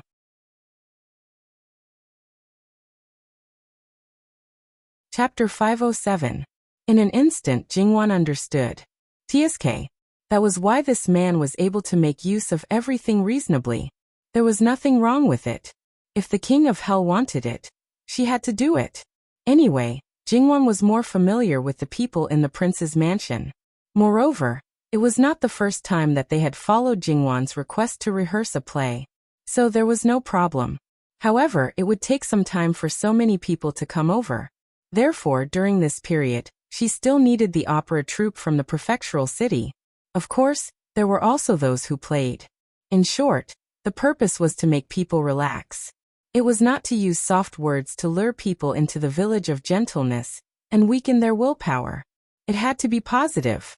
With such a plan and with someone's agreement, Jingwan did not hesitate and did as she said. Therefore, when the wounded soldiers' camp started to set up the stage, many people were puzzled. What was she going to do? The soldiers who lived at the bottom of society were always the most numerous. Most of them were born in poverty. Perhaps they had only heard of opera, but had never seen it before. Therefore, it was very normal for them to not understand it for a while. However, it did not mean that everyone here was not knowledgeable. Therefore, it was normal for them to be seen through in one sentence. Therefore, many people were excited and looked forward to it. The list of the opera was prepared at the mention of it. It was still the same, meaning that the audience could choose whatever they wanted. It was something that they had practiced more than once. Of course, they could choose whatever they wanted. Although she did not have much contact with it in this world, in her previous life, her father was a jerk. However, Jingwan more or less learned something from him. She did not use it much in the past. Now she was a little unfamiliar with it, but it was enough for these people. He was destined to do certain things in the future, and certain methods were necessary. Therefore, it was natural for him to start practicing now. The people on the stage were immersed in singing. The people below the stage were watching enthusiastically. No matter whether they understood it or not, they were clapping and cheering together. They were so excited that they seemed to have forgotten the pain on their bodies. Jingwan sat near a corner and unconsciously flicked her fingernails. This was the result she wanted. Then she tilted her head. Well, she was probably a little more presentable now. Well, she wasn't very sure. She didn't seem to have any special feelings in her heart. So when a person made up their mind to change, it was actually quite easy. In fact, in her previous life, because of her scumbag father, there was a period of time when she was a little disgusted with people who worked in politics. However, before this kind of feeling could reach its end, she was pulled back by her grandmother. Everything could not be generalized, and one could not judge everyone with one stroke. However, even so, she still felt a little repulsed at the bottom of her heart. Fortunately, after coming to this world, she was a little baby in her mother's womb who had not yet fully grown. This gave her enough time to adapt, so she would not show any repulsion towards being born in a family of officials. Thinking about it, her grandmother was a smart person. If she really had that kind of feeling, she was afraid that it would be very easy for her to detect it. She did not know when that kind of feeling had completely disappeared.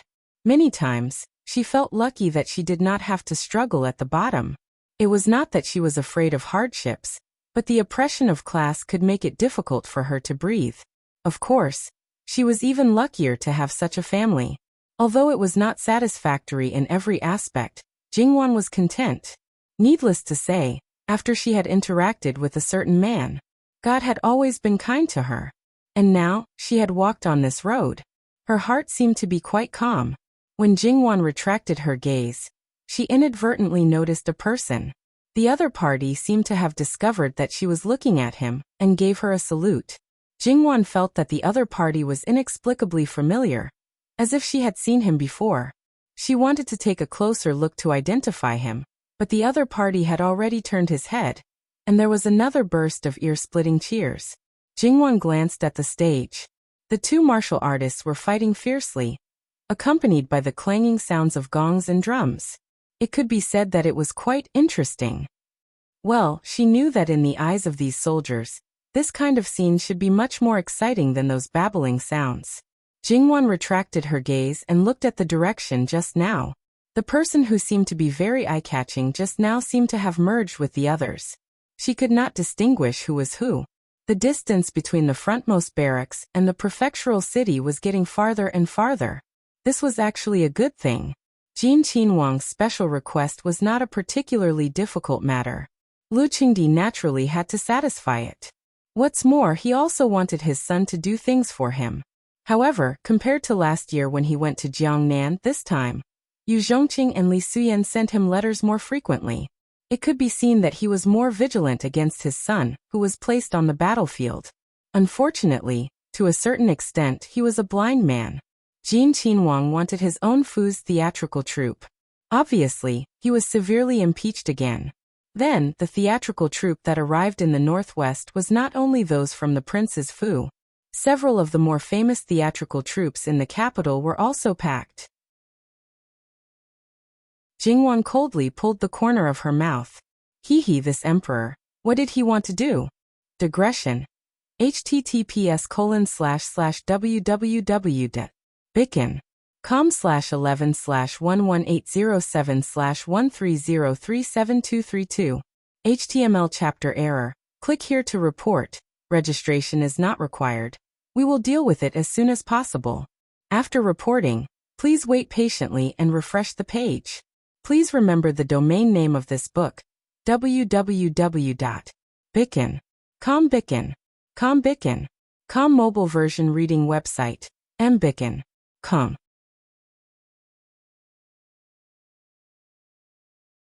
Chapter 508. Jingwan coldly tugged at the corner of her mouth. This emperor. What exactly did he want to do? But it didn't matter. Since these people were packed up, naturally they would make the best use of them. Regardless of how many of these people had problems or had ulterior motives, as long as these people were watched, they were not allowed to take a step out of the prescribed area. They were not allowed to casually contact other people. Once they disobeyed, they would be dealt with as spies. In any case, it was after the war, they could easily find a reason. Thus, they did not believe that they could still cause any trouble. After these people arrived, they were personally received by Jingwan. They only needed a head ornament, their clothes were almost plain, and a simple chair was placed there to sit. There was a square table by the side with a cup of tea. Jingwan put one hand on the armrest, her expression indifferent. Behind her stood a gong mama. It was originally an ordinary scene, but it made these people who were standing tense for no reason, not daring to slack off. Gong Mama methodically explained a lot of rules to them. Do you all understand? These rules were stricter than entering the Wangfu's courtyard in the capital. As a famous theatrical troupe, they were somewhat indignant. They were not criminals, but seeing the seemingly indifferent Jin Wangfei, they did not dare to be rash and agreed one after another. In contrast, the people of Jin Wangfu were very calm. These rules were similar to when they were in the Wangfu. Jingwan's fingertips lightly tapped on the armrest of the chair.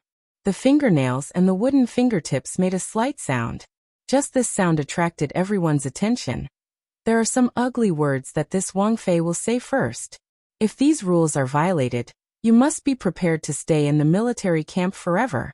As for what kind of method you will stay, this Wangfei believes that everyone is well aware that it is probably not what you want. They were all entertainers and belonged to the lowly category. Even if they were men, when they arrived at the military camp, they would not be soldiers. There was only one type, prostitutes.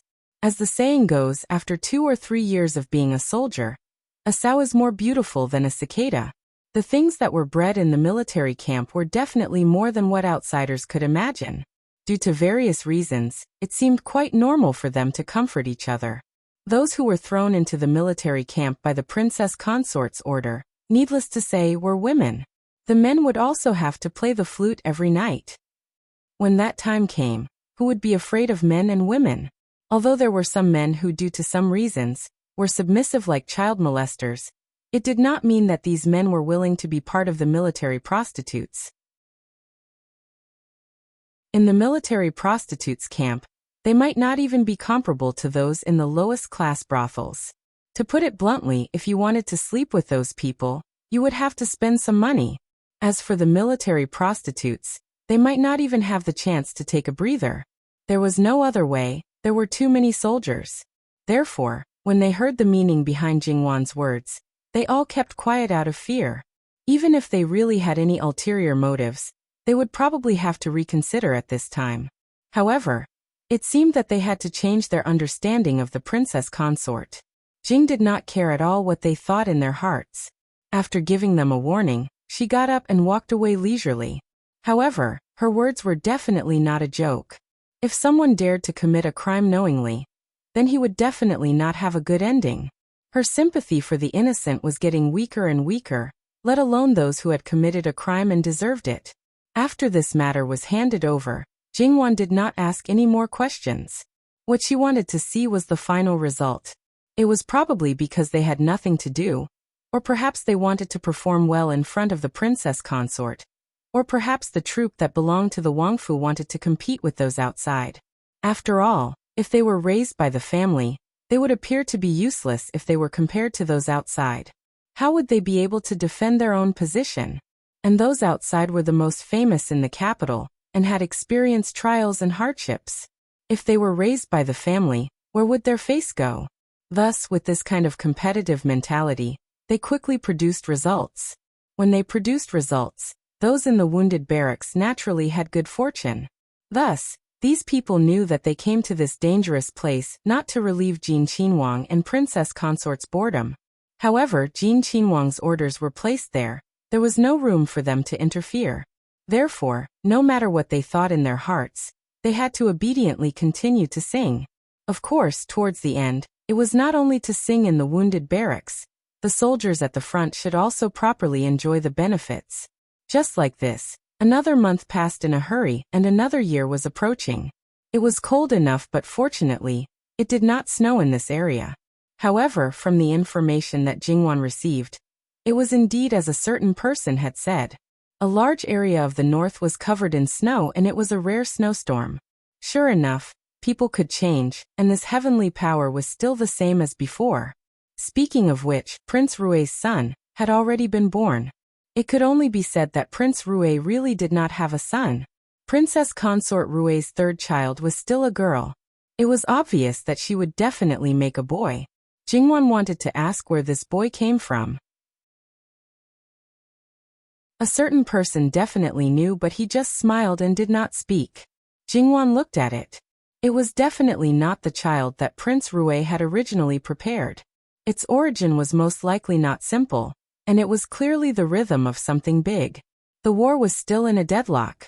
The West Hun tribe's virtuous king did not advance. Or rather, he did not have the strength to advance, but he still stubbornly defended the territory that he had seized and did not yield an inch. In the capital, Lu Qingdi was clearly anxious and gave Li Suyan orders more than once. Li Hongyuan knocked on the map in front of him. It's time to close the net. Digression. https://www.bicken.com/11/11807/130828853. HTML chapter error. Click here to report. Registration is not required. We will deal with it as soon as possible. After reporting, please wait patiently and refresh the page. Please remember the domain name of this book: www.bicken.com. Bikugo mobile reading website, bicken.com.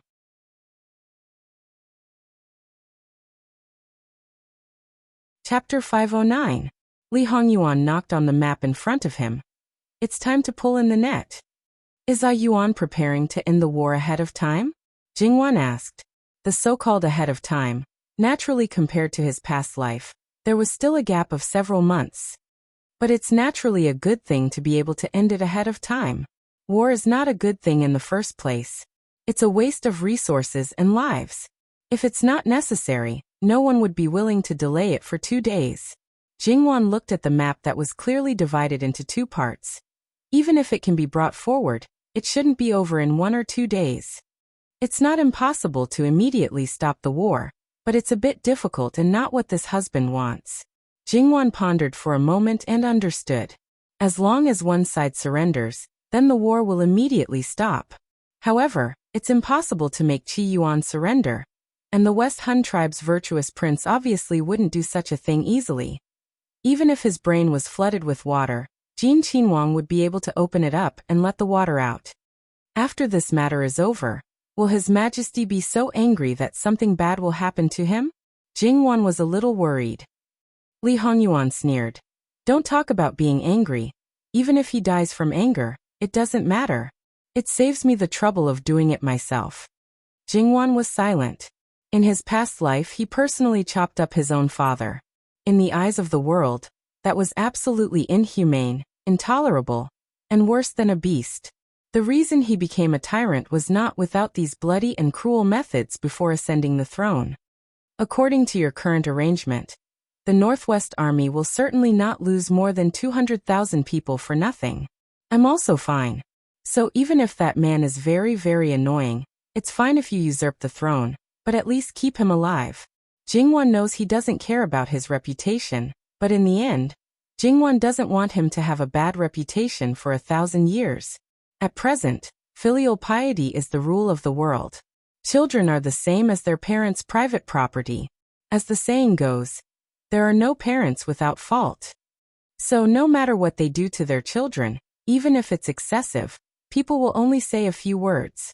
But if it's the other way around, they will be accused of being unfilial. Most people are like this, not to mention the emperor. Even if the emperor killed his own son in broad daylight, no one would dare to say anything. Even if it's an eternal ruler, once tainted with a stain, generations of descendants will criticize him. How could Li Hongyuan not understand Jingwan's meaning? In fact, at the beginning of his return, he was used to being reckless in his past life. It took him a lot of effort to suppress the killing intent in his heart. After so many years, his killing intent has faded. At least on the surface, he can face the so-called emperor calmly. But in the end, Li Hongyuan really hasn't thought about how to deal with him. He probably just wants to wait until the end. Maybe it's all up to his mood when the time comes. But one thing is for sure, and that is he never thought about feeding him well. But if it's just keeping him alive, it's not impossible to consider. Li Hongyuan reached out and touched Jingwan's cheek. Don't worry, I know what I'm doing. To be honest, with his body, even if we keep him alive, how many more years can he live? Jingwan held Li Hongyuan's hand. So, I don't want you to repeat the mistakes of the past. Moreover, if this person dies, everything will be over. If he lives, he may be able to atone for his wrongdoings. You expect a person like him to atone for his sins? Wanwan, are you being silly again? Moreover, how are you going to let him atone for his sins? Jingwan was speechless. Keeping him alive means that he is the retired emperor in name. What do you want him to do? Fool, there are many ways to kill someone. It's not necessary to kill him with a knife. If you want him to die quickly, you can die quickly. If you want him to die slowly, you can die slowly. Maybe it's painful, or maybe it's easier. There are at least 80 ways to do it. So don't think about these silly questions. People are not smart. The more you think, the more foolish you become. This was not the first time that Jingwan had been called silly. She was almost immune to it now and rolled her eyes at him. However, since this was the case, there was no need to continue talking about this matter. It was rather boring. Because the plan was being carried out step by step, Jingwan also became nervous. She stopped asking about the casualty barracks and followed Li Hongyuan to read the secret letters that came and went. Earlier on, the weapons and armor that Li Hongyuan secretly forged were all shipped to the Northwest in batches. Some were concealed, some were not. The reason why he was so brazen was that the entire Northwest was now under his control. At the same time, It also showed that Li Hongyuan was increasingly unconcerned about whether his own affairs would be exposed. And now, the Western Han tribe's great sage king was also badly battered. Speaking of which, he was called the Great Sage King. In fact, he was not one of the two great sage kings under the Western Han tribe king. Speaking of which, he was only the Western Han tribe king's brother. The other great sage king was their elder. Moreover, there were also the Western Han tribe king's sons. As the great sage king's reputation became more and more resounding, how could people not be afraid of him? Even the Western Han tribe king who once trusted him was increasingly shaken under the various slanderous attacks from various parties. Now, what he needed was an opportunity. And this opportunity, Li Hongyuan would soon deliver it to his hands. As for Lu Qingdi, he was bound to give some benefits. Li Hongyuan had to cooperate in order to let Li Suyen complete her task. Everything was ready and waiting for Jin Qinhuang's order. Wang Ye, you asked us to pay attention to Su Mingzhang's whereabouts a few days ago. It has now been confirmed. Digression. https://www.bicken.com/11/11807/130828854. HTML chapter error. Click here to report. No registration required. We will deal with it as soon as possible. After reporting, please wait patiently and refresh the page.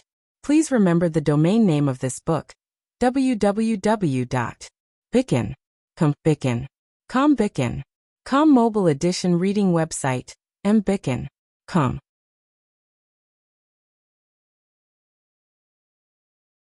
Chapter 510. Wang Ye, a few days ago, you asked me to pay attention to the whereabouts of Su Mingzhang, and now it has been confirmed. When everything was ready and the final plan could be implemented at any time, Fu Yunting brought news of someone who should have been almost forgotten. After a long while, Li Hongyuan indifferently responded, "Have you seen the person?" "Yes."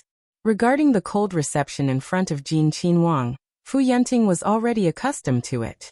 If there was a time when Li Hongyuan was amiable towards him, then his nerves would truly be stretched taut. Therefore, no matter how long this lord ignored him, he could still respectfully stand there without the slightest negative emotion. Su Mingzhang's alias is Su Bufu. Even his figure has changed compared to the past. There are injuries on his face, some changes in his eyebrows, and his skin color is much darker. He looks like he comes from an ordinary background, has a good brain, and can recognize a few characters, but doesn't look like he has read much. To put it bluntly, Su Mingzhang was an elegant person with excellent cultivation and grace. Then Su Bufu was a shrewd and ambitious rough man. If it wasn't for Li Hongyuan's early letter to let Fu Yunting pay attention, he would never have connected these two people with the difference between heaven and earth. Because of the reminder, he deliberately paid attention. Because of the deliberate attention, he discovered something that could not be erased. However, in a cautious manner, Fu Yunting still spent some time to confirm the other party's identity. After all, if he made a mistake, he was afraid that he would not be able to bear the consequences. Since he has already walked in front of you, it seems that he has shown a lot of talent. At the same time, he also has military achievements. So, help him again and let him make some more contributions. At least when the army returns to the court, let him become a member of the limelight. Since he wanted to climb back up with the fastest speed, Jin Qinhuang expressed that he had the beauty to help him achieve his goal. Yes, Fu Yunting replied. Fu Yunting felt a little sorrow for Su Mingzhang in his heart. He was a criminal who had been sent to the border and would never be allowed to return to the capital. If he had been sent to the northwest, perhaps he could have said that it was fate, and he could have used meritorious service to atone for his crimes. Perhaps he would have been able to climb back up with dignity. However, the reality was the complete opposite. He was a criminal who had changed his identity and schemed. Then, no matter how much meritorious service he had, it would have been useless. Moreover, the current Northwest could be said to be Fu Yunting's covering the sky with one hand. Regardless of whether Su Mingzhang's military exploits were real or fake, they would be able to make it sound fake. For example, they would be able to falsely claim military exploits, or use unscrupulous means to obtain military exploits. Moreover, they would be able to make it sound quite convincing. After all, Su Mingzhang had once been a scholar without the strength to truss up a chicken. He had never learned the art of war, nor had he read any military books. How could he have been reborn in such a short period of time? However, Fu Yunting currently did not have the leisure to sympathize with others. It was already good enough that he was able to preserve his own safety, although the injuries on his body had already healed, but every time he saw Jin Qinhuang, there would still be a pain that came from his bones. It was real pain and not a so-called illusion. Furthermore, once he left Jin Qinhuang's line of sight, and was not under the same roof, nothing would happen. As for the reason behind this, he himself did not know, and it was not enough for others to know. Therefore, if Jinghuan knew that it was because of psychological factors that produced neuralgia, she would probably be speechless again. Of course, Su Mingzhang's real sorrow did not concern himself with this. When he clearly knew that the emperor did not like Fu Yunting, he still became Fu Yunting's right-hand general. Regardless of whether he was active or passive, he would definitely be on Lu Qingdi's blacklist. And as an insider, Su Mingzhang would definitely do something during this period of time. Then it would be a ready-made handle.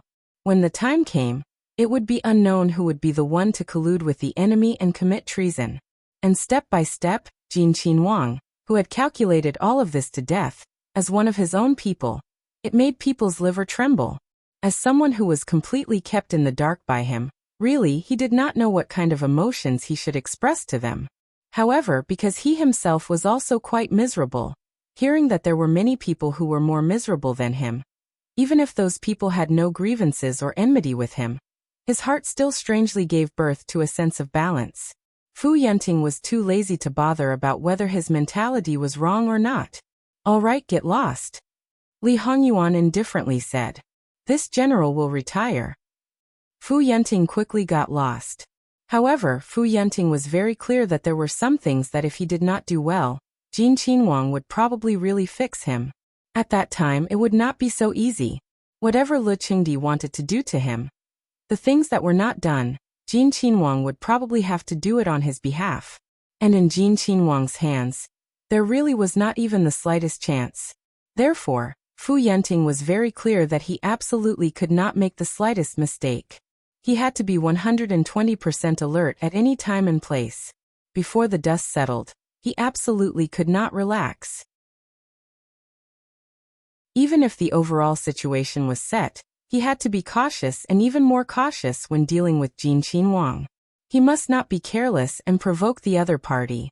He did not want to die, and even more so, did not want to implicate his family. Among the commander-in-chief who held hundreds of thousands of military power, to be honest, there was probably not one who was as sullen as Fu Yunting. Those people, if they really had some kind of ambition, even if they did not usurp the throne, to a certain extent, they could still wrestle with the person on the throne. Perhaps he did not fear Lu Qingdi, because Lu Qingdi was someone who was played in the palm of his hand by the person he feared. Let's not mention how badly the Western Xiong tribe's virtuous prince was under pressure. Let's not mention how the Western Xiong tribe's internal strife was also not mentioned. Let's talk about how Lu Qingdi was approaching the end of the year. Under normal circumstances, he should have already retired. However, because of the war, this year was the same as last year. No one stopped working. And at this time Lu Qingdi and the entire court suddenly received news that Jin Qinhuang and his entourage, including Jin Qinhuang's consort Luo Jinghuan, Yu Zhongqing, blackguard Li Suyan, and so on had all disappeared. That was not all. Afterwards, all connections between the Northwest and the court were also completely cut off at the same time. No one knew what was going on over there. Jin Qinhuang's disappearance was simply the last piece of news deliberately released by the other party. Lu Qingdi agreed with Li Suyan's suggestion to make use of his son. However, this kind of completely uncontrollable situation was absolutely not what he wanted to see. That was the son he cared about the most, the son born from the love of his life. Now the ritual had been completed. He did not know what the final result would be. He could not wait to see her. However, after the ritual, Great Master Liaochen temporarily refused to see guests. He, the emperor, was no exception. Now that his son was missing, if he could see her, what would he say to her? Lu Qingdi's anger soared to an unprecedented height. This time he was not so lucky. Still full of energy, he directly vomited blood, and even fell into a short coma. This was in front of many people. Even if he wanted to hide it, it could not be hidden. For a time, many people were panicking. Fortunately, because of the short duration, the panic was soon suppressed. However, this situation was like a warning, or a sign. It was deeply rooted in some people's hearts. It was like a seed had taken root and sprouted, and the bottom of their hearts was restless. After Lu Qingdi woke up, he immediately sent people to the northwest. No matter what, he had to find out what was going on. Dying together with this, without hesitation, he directly gave the order to imprison everyone in Wu and Marquis Fu. After all, there was nothing much to say this time. If it wasn't for Fu Yunting's problem, it wouldn't have been that after Jin Qinhuang went missing, even the news from the northwest would not have been cut off. Lu Qingdi's heart was filled with deep hatred. Fu Yunting actually rebelled. However, at this time, Lu Qingdi was still rational. He detained the people in Wu Anho's residence and did not touch them. After all, his beloved son might be in the hands of the other party. He was afraid that if he touched the people in Wu Anho's residence, his son would also suffer. And when the situation was unclear, it was impossible to send troops to suppress them. So he could only wait. Waiting in the unknown was the most anxious thing. Fortunately, there were still a few people in the imperial court who roughly knew about Jin Qinhuang's plan. That's right, they only roughly knew. So in the face of such a situation they were still stable. However, they still had to show anxiety. So Luo Peishan ran to Lu Qingdi every day, wanting to know the latest news. On the surface, he was as worried as Lu Qingdi, but in his heart, he was full of sympathy for Lu Qingdi. However, other than sympathy there was nothing else. After all, as a subject he was not disappointed in the emperor, but in despair. Digression. https://www.bicken.com/11/11807/1312138. HTML chapter error. Click here to report. No registration required. We will deal with it as soon as possible. After reporting, please wait patiently and refresh the page. Please remember the domain name of this book: www.bicken.com. Bicken.com mobile version reading website, mbicken.com.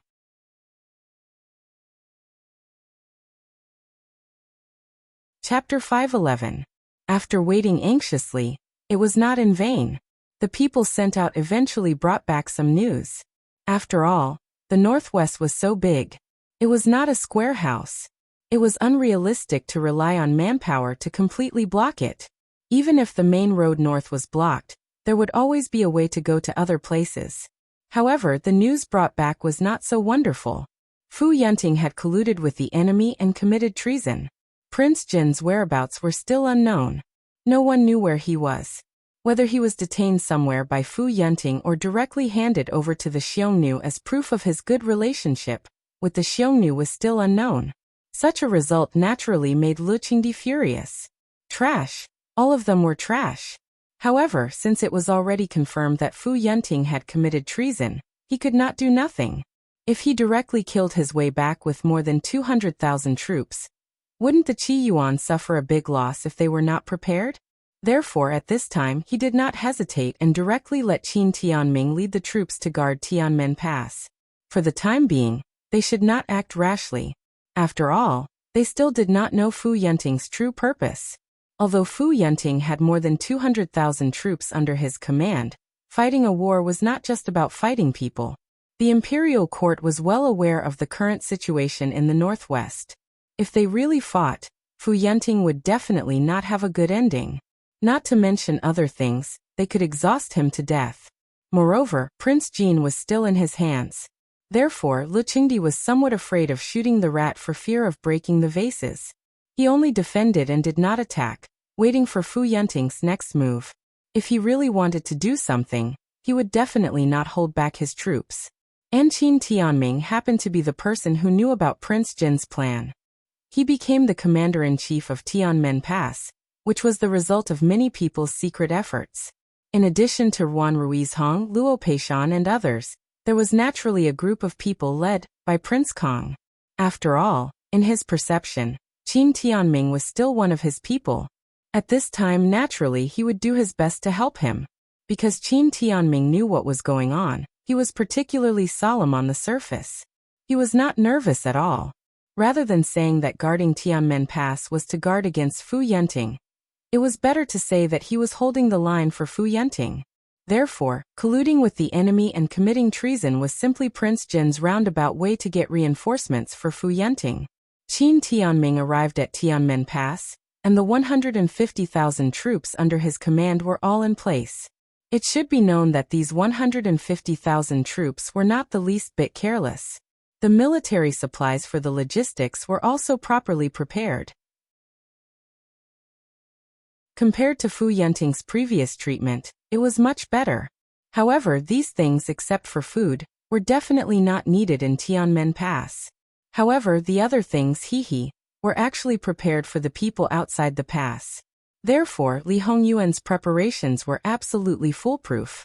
When everything was ready, the West Xiongnu Great Sage King also received the news. The Great Sage King, who had a good self-cultivation and had always been cultivating his qi, also broke his cultivation at this moment. Qi Yuan's 150,000 troops have arrived at Tianmen Pass?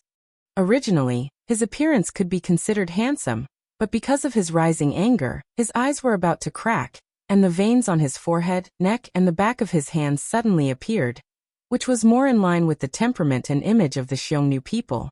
Seeing the Great Sage King like this, the person who came to report, in addition to carefully affirming his words, even his breathing slowed down. The Great Sage King was so angry that he almost vomited blood. Some of his anger was directed at the Qi Yuan, but most of it was directed at the internal affairs of the Xiongnu people. If it weren't for that group of people who were dragging them down, how could they be blocked outside Tianmen Pass by the Qi Yuan army? If they had entered Tianmen Pass earlier, even if the Qi Yuan army was far more powerful than the Xiongnu people, he would not be afraid. He also had a way to delay for a long time. And at that time, even the other countries that were in civil strife would definitely want a piece of the cake. No matter what they did, as long as they sent troops and scattered the troops of the Qi Yuan army, it would be time for the Xiongnu people to swallow up the big fat piece of meat that was the Qi Yuan. Now their king, the brother who grew up with him since childhood, was suspicious of him, and he clearly wanted to summon him back to the palace. Not only that, his brother's eldest son had already brought 2 armies of 10,000 riders, and was rushing over. If they were just reinforcements, the Great Sage King would naturally be happy. However, the problem was that they were obviously here to divide the power. If 2 armies fought, if the commander did not have absolute authority, the consequences would be quite serious. Especially if there were people who specifically went against you. If you pointed to the east, they would attack the west. In this way, even if they had twice the number of people, they would only end up losing in the end. Therefore, it was better to not have these reinforcements. However, what the Great Sage King did not know was that something even more unfavorable to him had already happened in the palace of the West Xiongnu people. The West Xiongnu king received the latest news that his good brother, because of his ambition, was dissatisfied with his arrangements, actually colluded with the Qi Yuan in an attempt to usurp the throne. In this way, he promised a lot of benefits to the Qi Yuan. The West Xiongnu king did not doubt this at all, because this was the news that he received from his own special channels. How could this kind of thing be tolerated? Immediately, he sent out another son with the most elite troops. He was determined to bring his good younger brother back. If the other party resisted, they would kill him without mercy. At the same time, a small but fierce cavalry troop crossed the border between the West Xiongnu people and the North Xiongnu people. They went deep into the North Xiongnu people, and their methods were extremely ruthless. The news quickly spread to the palace of the North Xiongnu people. The North Xiongnu king was so angry that he was panting. Good, very good. At first they said that they would work together to divide the Qi Yuan, but later on, they attacked him. He had already tolerated the previous incident, but now they actually dared to go even further. Did they really think that because the North Xiongnu people were weaker than the West Xiongnu people, they were so unscrupulous? If that's the case, let's wait and see. As for Li Hongyuan, since he was missing, he naturally pretended to be missing and took Jingyuan to another place. https://www.bicken.com/11/11807/1326041. HTML. Please click here to report an error. Registration is not required. We will deal with it as soon as possible. After reporting, please wait patiently and refresh the page. Please remember the domain name of this book: www.bicken.com. Mobile version reading website: mbicken.com.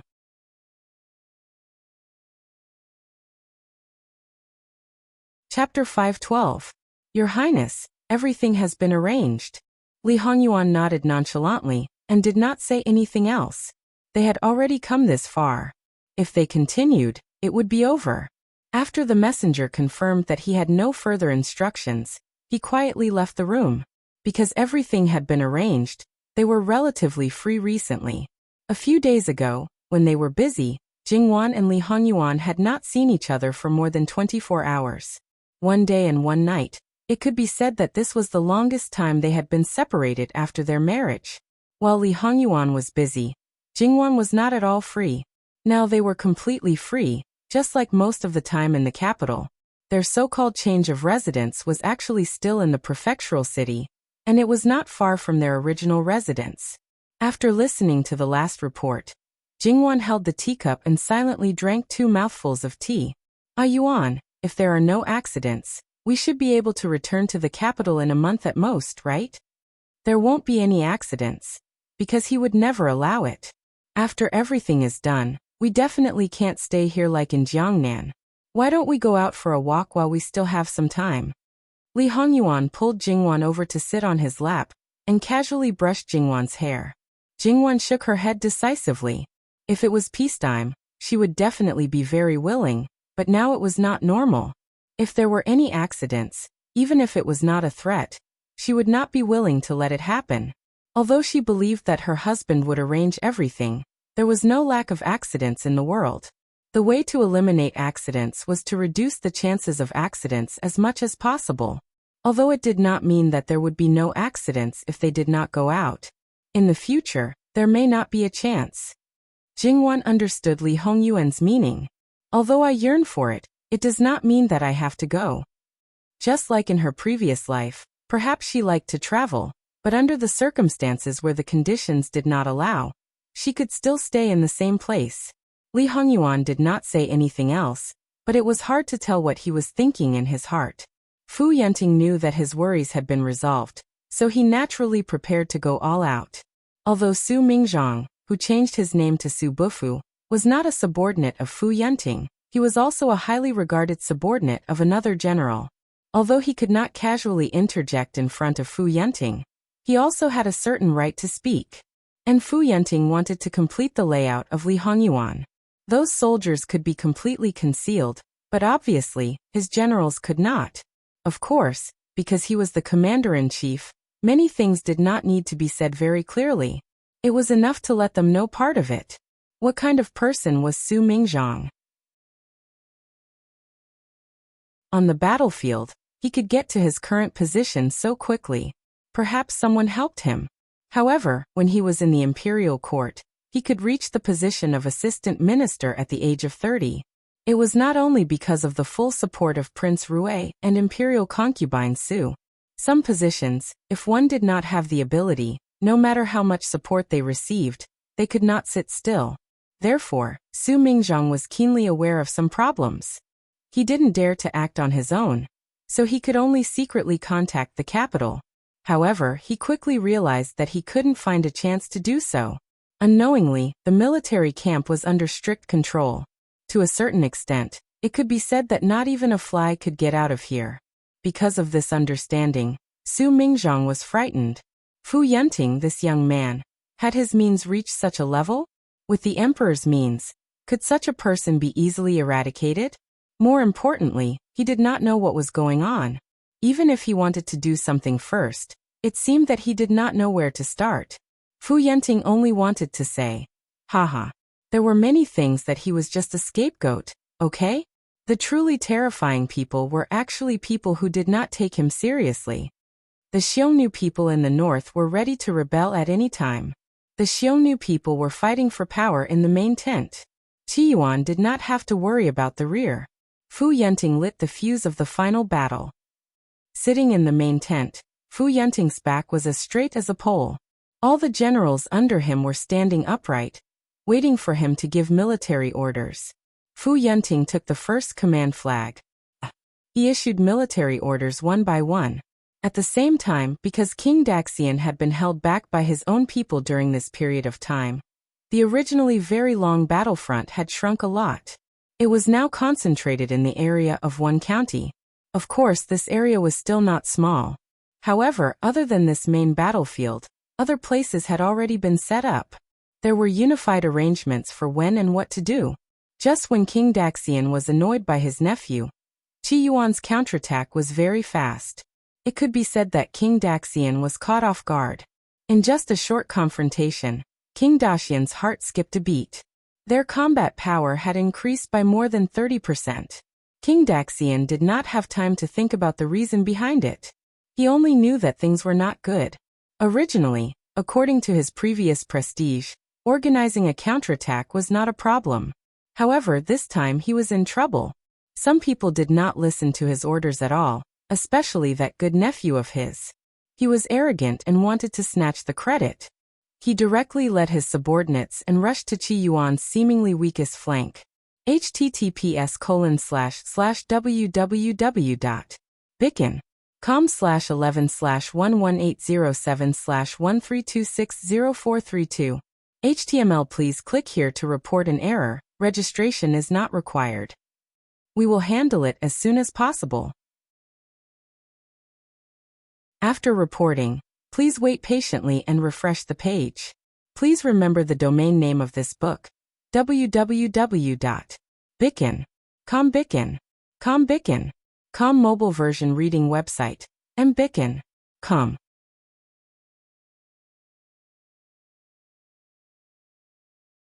Chapter 513. One could imagine how big of a blow it would be to the morale of the troops, especially since he died too quickly. If he died after a fierce battle, it might arouse the hatred of his subordinates and they would want to avenge him. However, he died without even fighting.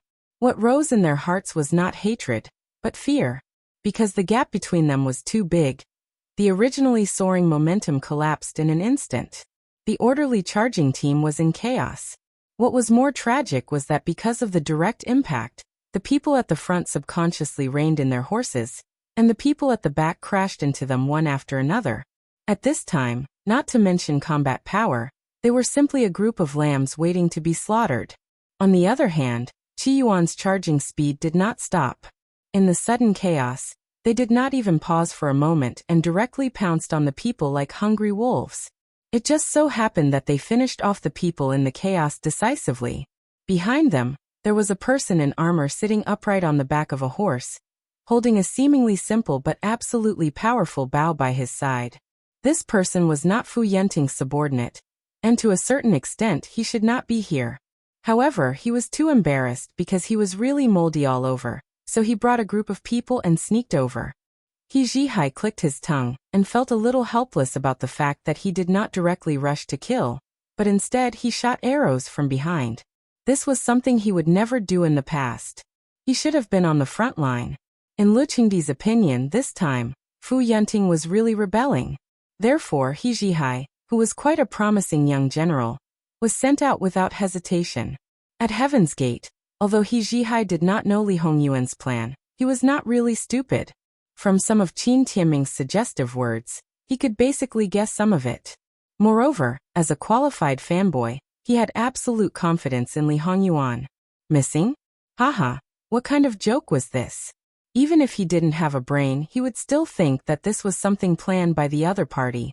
Therefore, after arriving at Heaven's Gate, he behaved for a period of time, and then ran away with his subordinates.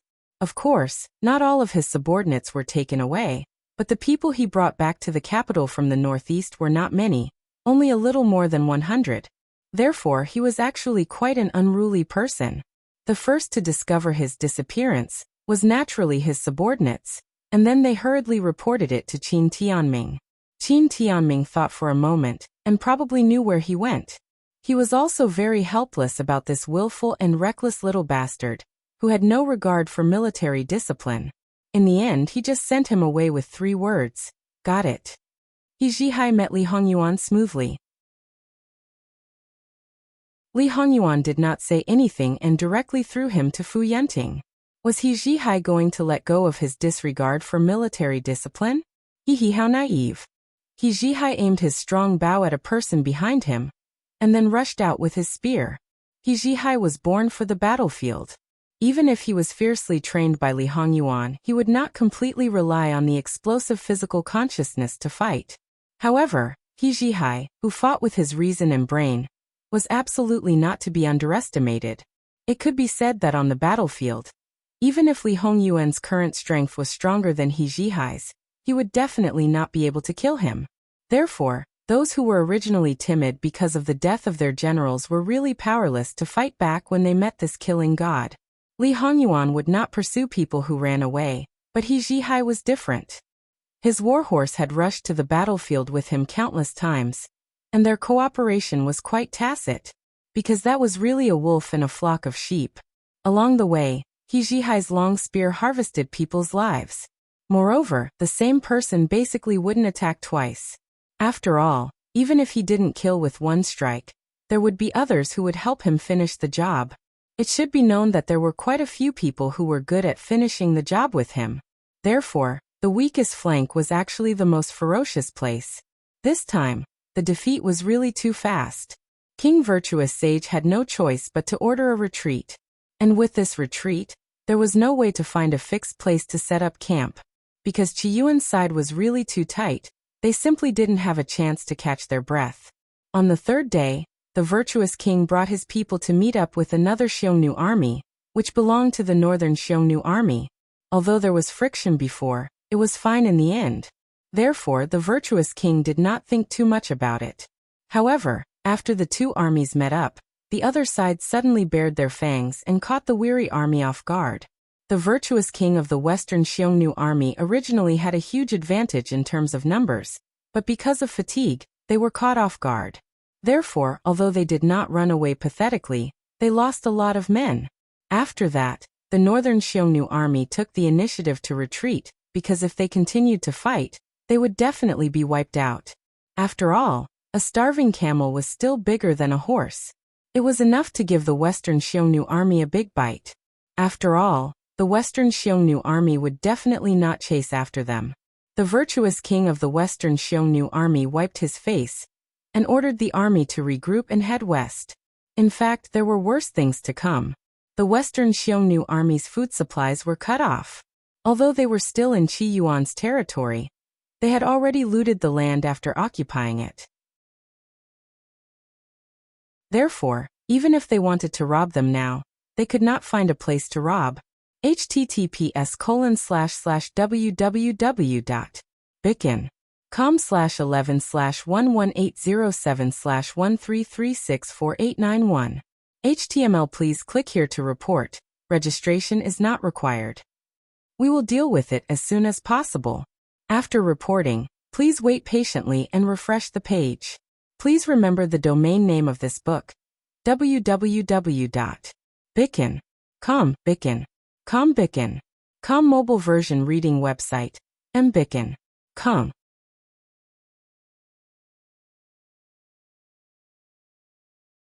Chapter 514. King Decian was very tenacious and managed to reach the West Xiongnu territory.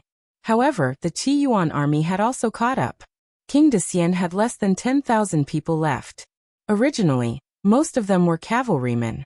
However, because they ran out of food, they had no choice but to use war horses as food. Thus, the number of war horses had decreased to a few hundred. Of course, because the battle line was longer, the number of West Xiongnu soldiers that stayed in Qi Yuan should be more than the number of soldiers that King Decian led. However, without a good general, even if these people were brave, they had now become a mob. They were no longer a threat. King Decian believed that the Qi Yuan soldiers in charge of dealing with these people would be able to deal with them. As for the North Xiongnu people, since they had secretly surrendered to the Qi Yuan, King Jin was merciful and let them off temporarily. He would deal with the West Xiongnu first. That's right, it was only temporary. As the general, Fu Yunting took the lead. Although there were less than 30,000 soldiers following him, they were all cavalrymen. Their spirit and appearance were quite good. Compared to the West Xiongnu people, it was like heaven and earth. With such a difference, how could King Decian of the West Xiongnu people still want to turn the situation around? The original situation was not very serious. Even if King Decian of the West Xiongnu people knew that he would not be able to occupy a large area of Qi Yuan in the end, it was not impossible to get a lot of benefits from Qi Yuan. The only regrettable thing was that Dawei, Nanqi, and the other countries did not do anything. This was clearly a good opportunity to divide Qi Yuan. He did not know what those people were thinking, but they did not do anything. And now he was like a stray dog. Not only that, he had lost so many good men of the Xiongnu people. King Decian knew that there were many people in the West Xiongnu people who were dissatisfied with him. He also knew the reason behind it. However, he thought that he did not covet the throne. Under the circumstances where he had the trust of his brother, he wholeheartedly wanted the West Xiongnu people to be strong and prosperous. However, in the end he was first stripped of power and then betrayed. At the most difficult time, he was even cut off from his own people. King Decian almost cried blood. He thought of his ambitions when he was young and thought of everything that he had sacrificed for this ambition. Now that he had no choice but to face Qi Yuan's army, he could not help but ask himself, was it worth it? Along the way, because Qi Yuan had the absolute advantage, if he wanted to kill them, King Virtuous Sage and the others would have already walked into a dead end. However, they were forced to the border between Qi Yuan and the West Xiongnu people. They were like mice being toyed with by a cat. Even though they knew this was the case, they still persisted in escaping. However, they still held on to a little bit of luck, hoping that at some point, they would meet the reinforcements sent by the king. As the days passed, that little bit of hope was gradually shattered. Now they did not want to run anymore. Xiongnu men, even if they were to die, they had to be brave and fearless. Therefore, even if they did not have any strength left, their eyes were like those of wolves in the grassland. They were King Decian's bodyguards and were his absolute supporters. Therefore, they would not frown even if they were to die with King Decian. Fu Yunting reined in his horse. There was a trace of seriousness on his face. When a trapped beast knew its fate, it would always show its most powerful fighting strength. Hence, even though Qi Yuan had the upper hand, his losses would most likely be very severe. King Decian rode on his horse and faced Fu Yunting from a distance. General Fu, I know that I will definitely die today. However, before I die, there is one thing that I want to know. Who is behind all of this? At this point, if King Decian still could not see through certain things, then he would be too stupid. He had unknowingly been schemed against. If he did not know who his opponent was, then he would not be able to die in peace. Fu Yunting's face was resolute. There was no emotion in his eyes. If I die, then everything will be over. What can I do if I know? King Decian's face was cold. The hatred in his eyes solidified. He was like a dying beast that wanted to devour its prey. Then King Decian suddenly laughed. You don't want to say? Why don't you want to say? Is it because you can't? It's Li Hongyuan. It's your Jin Qinwang Li Hongyuan, right? Ha ha ha. I had my suspicions at the beginning. However, I dispelled my suspicions later. I did not expect him to hide it so well. Does your emperor know? Do those princes who fought so hard for the throne know about this? Ha ha. Fu Yunting's face darkened. He waved his spear. Kill. Regardless of what the people on Qi Yuan's side were thinking, as soon as the order was given, they rushed out. The troops from both sides directly collided with each other, and a cruel and arduous battle began. Shouts of killing, the clashing of weapons, as well as the sound of flesh being pierced, mixed together. The smell of blood permeated the air, causing people to suffocate. However, those sounds seemed to be abnormally clear. At this time, there was no formation. There was only the most primitive charge. https://www.bicken com/11/11807/1341914. HTML. Please click here to report. Registration is not required. We will deal with it as soon as possible. After reporting, please wait patiently and refresh the page. Please remember the domain name of this book: www.bicken.com. Mobile version reading website: mbicken.com. You're tuning in to the Earbook Haven YouTube channel. Don't forget to subscribe and join us on this journey to catch the most captivating stories.